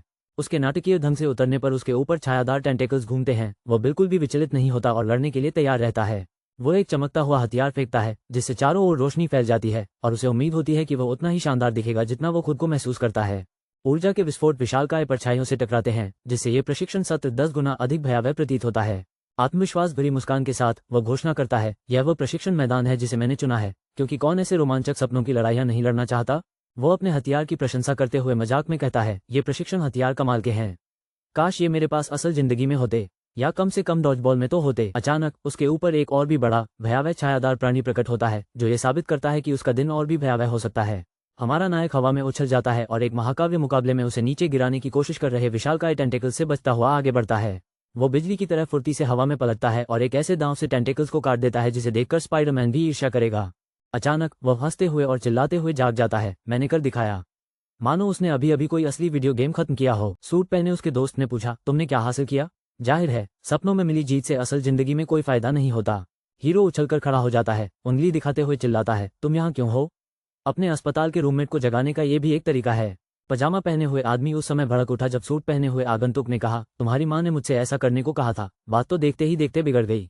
हैरान होकर पायजामा पहने हुए उस आदमी ने हवा में ही एक बैग पकड़ा और पूछा, मेरी माँ। मानो उसे अभी पता चला हो कि उसकी माँ बैटमैन है। आगंतुक ने बड़ी सहजता से फोन सौंपते हुए बताया कि उसने पहले ही उस लड़के की माँ को फोन करके सांत्वना दे दी है। वाह, ग्राहक सेवा। हमारे पायजामे वाले हीरो ने फोन चेक किया, नहीं, ये बंद है। उसके पास बैटरी बिल्कुल नहीं है और इस समय उसकी किस्मत भी बिल्कुल खराब है। आगंतुक ने घोषणा की, क्वारंटाइन खत्म हो गया है, कपड़े बदलो और मेरे पीछे आओ। अचानक पायजामा पहने उस लड़के का दिन और भी अजीब हो गया। जैसे ही वो खड़ा हुआ, वह दर्द से कराह उठा। आह, लगता है उठना जितना आसान होना चाहिए उससे कहीं ज्यादा मुश्किल है। वो रईस मेहमान हैरानी जताता है कि उसे अभी भी दर्द क्यों हो रहा है और कहता है, तुम्हारा इलाज एक योद्धा ने किया था। पजामा पहने हुए आदमी ने अपनी लंगड़ाहट का कारण ऐठन बताया। कमरा खाली हो जाता है और हमारे मुख्य व्यक्ति को जल्दी से बाहर मिलने के लिए कहा जाता है। कोई दबाव नहीं है ना? अंगड़ाई लेते और बड़बड़ाते हुए पायजामा पहने हुए आदमी ने कहा, उफ, मेरा पूरा शरीर दुख रहा है। शायद उसे ज्यादा अंगड़ाई लेने और कम गेम खेलने की जरूरत है। उसे अचानक याद आता है कि उसने पूरी रात सिस्टम के मैदान में प्रशिक्षण में बिताई थी। क्या ये संभव है कि दर्द उसके साथ बाहर भी आया हो? हमारा मुख्य किरदार अपने बिस्तर पर बैठा है, अपनी कमीज उतारकर अपने मजबूत एब्स दिखा रहा है और अचानक से एकदम गठीला और फिट दिख रहा है। वो अपनी मांसपेशियों को देखकर आश्चर्यचकित होकर खड़ा हो जाता है और वाह चिल्लाता है, मानो उसने अभी अभी मुफ्त में कार जीत ली हो। अपने एब्स को अविश्वास से देखते हुए उसे एहसास होता है कि उसकी सिस्टम ट्रेनिंग वाकई काम कर गई है। अब वो गर्मियों के लिए 6 पैक एब्स के साथ तैयार है। इसी बीच सूट पहने एक व्यक्ति उस व्यक्ति का वीडियो देखता है जो अपनी मांसपेशियों को दिखा रहा है और पूछता है, क्या यह आदमी बेवकूफ है? कठोर लेकिन उचित। दृश्य बदलता है और एक दृढ़ निश्चयी महिला हाथ में फूलों का गुलदस्ता लिए एक इमारत की ओर बढ़ती हुई दिखाई देती है। कोई चौंकने वाला है या शायद किसी के साथ शरारत होने वाली है। वो रिसेप्शन पर मौजूद नर्स से बात कर रही है, शियाओ हेयुन नाम की एक मरीज के बारे में पूछ रही है और निश्चित रूप से किसी खास मकसद से आए है। नर्स चौंकाने वाली खबर देती है, श्रीगे अभी अभी उन्हें ले गए हैं, जिससे महिला की आंखें फटी रह जाती हैं और वह गंभीर रूप से भ्रमित हो जाती है। अब पूरी तरह से सदमे में आए वो महिला क्या चिल्लाती है, मानो किसी ने बिना पूछे उसके फ्राइज खा लिए हों। वो ठीक समय पर बाहर भागती है और देखती है कि एक तेज रफ्तार कार सड़क पर गायब हो जाती है, जिससे उसे एहसास होता है कि वो पीछे छूट गई है। पीछे बिखरे फूलों के बीच सड़क को घूरते हुए वो आह भरती है, धत तेरे की, वो बहुत तेज था, जिम की सदस्यता ले लेनी चाहिए थी। 2 लड़के गलियारे में तेजी से दौड़ रहे हैं। एक बनियान पहने हुए आगे चल रहा है, जबकि दूसरा थोड़ा खोया हुआ सा लग रहा है लेकिन उसके साथ चलने के लिए दृढ़ संकल्पित है। सफेद कपड़े पहने हुए आदमी ने पूछा, क्या तुम्हारे पास चार्जर है? उसे घर पर फोन करने की सख्त जरूरत है क्योंकि उसका फोन सबसे खराब समय पर बंद हो गया। वेस्ट पहने उस आदमी ने तुरंत उसे चुप करा दिया और याद दिलाया कि यहाँ कॉल करना मना है। यह कोई आम ऑफिस बिल्डिंग तो है नहीं। वे एक अत्याधुनिक नियंत्रण कक्ष में प्रवेश करते हैं और सफेद कपड़ों वाला व्यक्ति आश्चर्यचकित होकर पूछता है, वाह, ये जगह क्या है? अचानक वेस्ट पहने हुए व्यक्ति ने अपने मेहमान के हाथ में एक रिस्टबैंड ऐसे लगा दिया जैसे कि यह वीआईपी एक्सेस हो, लेकिन ये कोचला जैसा कम और किसी गुप्त एजेंट जैसा ज्यादा था। श्री वेस्ट समझाते हैं, यह आपका विजिटर पास है, इसे हर समय पहने रहें, तो बस एक दोस्ताना दौरा होने का क्या फायदा। वह अपना वादा निभाता है और अपने मेहमान को हथियारों से भरे एक अद्भुत तकनीकी विभाग में ले जाता है। यह आपके पड़ोस का रेडियो शेक नहीं है। भ्रमण जारी रहता है और गाइड समझाता है, हाथापाई वाले हथियार यहाँ हैं और दूर से मार करने वाले हथियार वहाँ। काश मेरी रसोई भी इतनी व्यवस्थित होती। सफेद कपड़ों वाला आदमी बेहद उत्साहित हो जाता है और एक पौराणिक तलवार की ओर इशारा करते हुए कहता है, पत्थर में फंसी तलवार। मानो वो कोई असली वीडियो गेम शुरू करने वाला हो। वेस्ट पहने हुए आदमी घबराकर बोला, तुम्हें इसका नाम कैसे पता चला? वही मेहमान मुस्कुराता रहा, मानो कोई रहस्यमयी जानकारी देने के लिए तैयार हो। मुख्य पात्र पत्थर में फंसी पौराणिक तलवार की ओर इशारा करते हुए उस पर लिखे स्पष्ट शब्द को इस तरह बताता है मानो ये कोई बहुत बड़ी खोज हो। वो लाल बालों वाले व्यक्ति से अजीबोगरीब ढंग से माफी मांगता है, जो ऐसा लग रहा है मानो विकिपीडिया लेख ने उसकी जमकर आलोचना की हो। मुख्य किरदार लाल बालों वाले लड़के का पीछा करता है और मन ही मन इस बात से चिंतित रहता है कि उसकी बड़ी बड़ी बातें उसे शैडो फिलर के साथ मुसीबत में डाल सकती हैं। शक्तिशाली हथियारों से भरे एक कमरे को देखकर आश्चर्यचकित होकर मुख्य पात्र कहता है कि वह एक हथियार चाहता है, लेकिन उसे बताया जाता है कि इसके लिए उसे भारी मात्रा में धन की आवश्यकता होगी। मुख्य किरदार मुस्कुराता है और पूछता है कि क्या योद्धा बनने का मतलब है कि वह आखिरकार कुछ शानदार साजो सामान हासिल कर सकता है। लाल बालों वाला लड़का समझाता है कि यह जोखिम भरा है लेकिन वेतन अच्छा है। फिर वही घिसा पिटा सवाल पूछता है, राष्ट्रीय टीम या फ्रीलांसर? मुख्य पात्र पूछता है कि क्या अंतर है और उसे पता चलता है कि फ्रीलांसरों को अधिक स्वतंत्रता और बेहतर वेतन मिलता है, लेकिन दंत चिकित्सा सुविधा नहीं मिलती। लाल बालों वाले लड़के का कहना है कि राष्ट्रीय टीमें 24/7 कॉल पर उपलब्ध रहती हैं और विशेष उपकरणों से लैस होती हैं। सप्ताहांत की छुट्टी का तो कोई सवाल ही नहीं उठता। मुख्य किरदार गहरी सोच में डूबे होने का आभास देता है और कहता है कि वह इस बारे में सोचेगा क्योंकि वह अभी नौसिखिया है। लाल बालों वाले लड़के का कहना है कि 2 दरवाजों की टक्कर की घटनाओं में बच निकलना एक नौसिखिए के लिए दुर्लभ है, लेकिन मुख्य व्यक्ति जोर देकर कहता है कि उसने वास्तव में अतिरिक्त क्रेडिट के लिए साइन अप नहीं किया था। सफेद जैकेट पहने व्यक्ति असहज रूप से खड़ा रहता है जबकि दूसरा कहता है, ठीक है, मैंने अपना वादा पूरा कर दिया है, तो अब तुम्हारी बारी है। वह हैरान और घबराया हुआ सा लग रहा था और उसने पूछा, आप मेरा इम्तिहान लेने वाले हैं? जैसे फाइनल परीक्षा का हफ्ता हो, लेकिन उससे कहीं ज्यादा कठिन। धारीदार शॉर्ट्स पहने एक व्यक्ति एक भविष्यवादी कक्ष से बाहर निकलता है। तभी बनियान पहने एक व्यक्ति उससे कहता है, ठीक है, अब तुम नीचे आ सकते हो। बनियान पहने आदमी वहां से चला जाता है और शॉर्ट्स पहने आदमी को दिल की धड़कन की जांच के लिए एक मेज पर बुलाता है और हमारा आदमी थोड़ा भ्रमित सा दिखता है। शॉर्ट्स पहने हुए आदमी सोच रहा है, अरे ये तो सिर्फ एक चेकअप है, मैं तो किसी चरम स्तर के पागलपन के लिए तैयार था। परीक्षा की मेज पर लेटा हुआ शॉर्ट्स पहने लड़का आराम कर रहा है, लेकिन मन ही मन मजाक कर रहा है कि उसे डर है कि मिस वू उसका पोस्टमार्टम करना चाहती हैं। वेस्ट पहने हुए व्यक्ति उसके बगल में खड़ा होकर कहता है, ठीक है, बस आराम करो, और अपने स्टेथोस्कोप को लेकर एकदम गंभीर हो जाता है। अचानक बनियान पहने हुए आदमी ने पूछा, तुम क्या छुपा रहे हो? और शॉर्ट्स पहने हुए आदमी घबरा गया, मासूमियत का नाटक करते हुए। बनियान पहने आदमी ने मॉनिटर चेक किया और कहा कि शॉर्ट्स पहने आदमी की हृदय गति बहुत बढ़ गई है, किसी के पास कुछ राज है। शॉर्ट्स पहने लड़का पसीना पसीना हो जाता है और फुसफुसाते हुए कहता है, क्या ये झूठ पकड़ने वाली मशीन है? ये तो किसी अचानक पूछे गए सवाल से कहीं ज्यादा गंभीर है।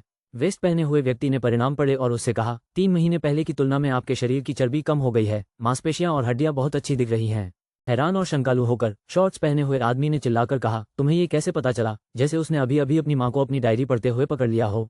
ये रहस्यमय व्यक्ति स्कूल के मेडिकल रिकॉर्ड ऐसे निकालता है जैसे उसे एरिया 51 के रहस्यों तक पहुंच प्राप्त हो। अस्पताल के बिस्तर पर लेटा हुआ व्यक्ति सोच रहा है कि क्या उसकी पूरी जिंदगी की जांच मिस्टर बीस्ट के बैंक खाते की तरह ही कड़ी छानबीन से गुजरी है। किसी चुनौती के बाद आप कोमा में थे, लेकिन बहुत जल्दी ठीक हो गए। सूट पहने वो आदमी इस चमत्कारिक रिकवरी को लेकर बेहद संदिग्ध है। वो उस शख्स की अविश्वसनीय प्रगति की तारीफ करता है जो सिर्फ एक स्टूल और झाड़ू की मदद से बाधाओं को पार कर रहा है। क्या यह अगला मिस्टर बीस्ट चैलेंज होगा? एकदम करीब से और बेहद तीखे अंदाज में वो पूछता है, आखिर तुम क्या छुपा रहे हो? जैसे किसी प्रतियोगी से $10,000 जीतने से पहले ही पूछताछ कर रहा हो। अचानक दरवाजा जोर से खुलता है और एक गुस्सैल महिला चिल्लाते हुए अंदर आती है, तियांग चेंग। उम्मीद है कि वो दुनिया के सबसे जोरदार हस्तक्षेप के लिए यहाँ नहीं आई है। वो गुस्से से आग बबूला होकर सीधे आगे बढ़ी और बोली, आप मेरे छात्र के साथ क्या कर रहे हैं? शिक्षिका यहाँ किसी भी अप्रत्याशित घटना के लिए नहीं आई थी। लड़का पुकारता है, मिस वू, इस सारे ड्रामे के साथ इन अस्पताल दौरों के लिए एक लॉयल्टी प्रोग्राम की जरूरत है। मिस वू कहती हैं, तैयार हो जाओ, हम जा रहे हैं। मुझे पूरा यकीन है कि जिम क्लास से बचने का यह हर छात्र का सपना होता है।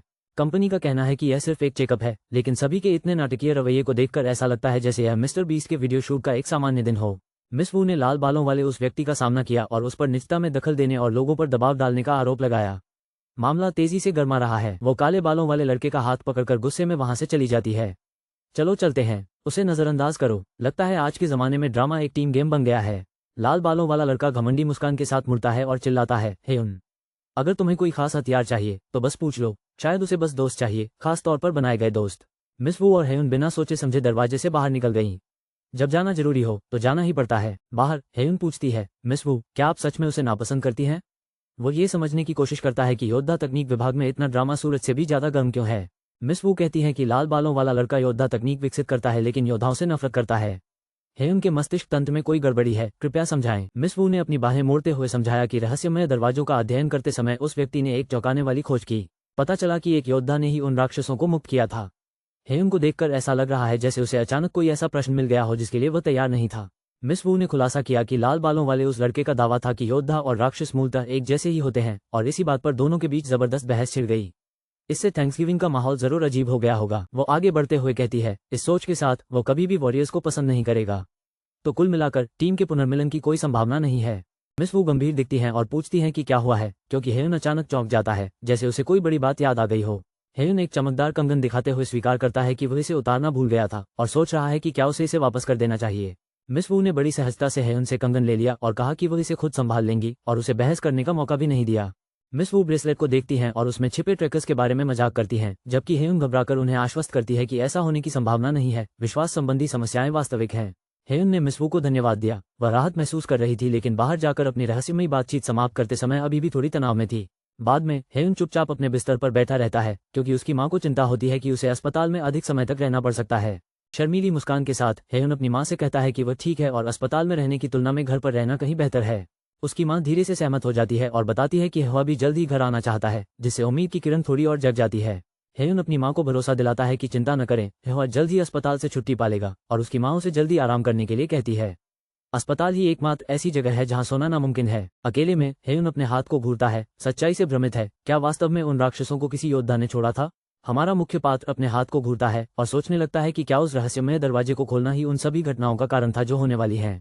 एक चमकती स्क्रीन के सामने बैठे हुए वह फैसला करता है, जिन सवालों का जवाब नहीं दिया जा सकता उन पर ध्यान देने का कोई फायदा नहीं है, और आगे आने वाली चुनौती पर ध्यान केंद्रित करता है। दृढ़ संकल्प के साथ हमारा नायक लेट जाता है, अपने कौशल को निखारने और अजेय बनने की योजना बनाता है, मानो ये जिम में एक और सामान्य दिन हो। अचानक उसे एक ऐसे कमरे में ले जाया जाता है जो रहस्यमय आकृतियों से भरा हुआ है, और वह अपने जीवन की सबसे बड़ी लड़ाई के लिए तैयार है। वो हरकत में आ जाता है, इतनी जोर से लात मारता है कि पूरा कमरा हिल जाता है। काश मेरे जिम सेशन भी इतने असरदार होते। इसी बीच एक व्यक्ति बनियान पहने हुए देर रात तक काम कर रहा होता है। उसके आसपास केवल उसका फोन और एक विशाल मॉनिटर ही रोशनी कर रहा होता है और अचानक उसे कुछ अजीब सा दिखाई देता है। वेस्ट पहने हुए व्यक्ति को एक चमकती स्क्रीन पर जंगली नुकीली रेखाएं दिखाई देती हैं। यह एक चेतावनी है कि कुछ बहुत ही खतरनाक घटना घटित हुई है।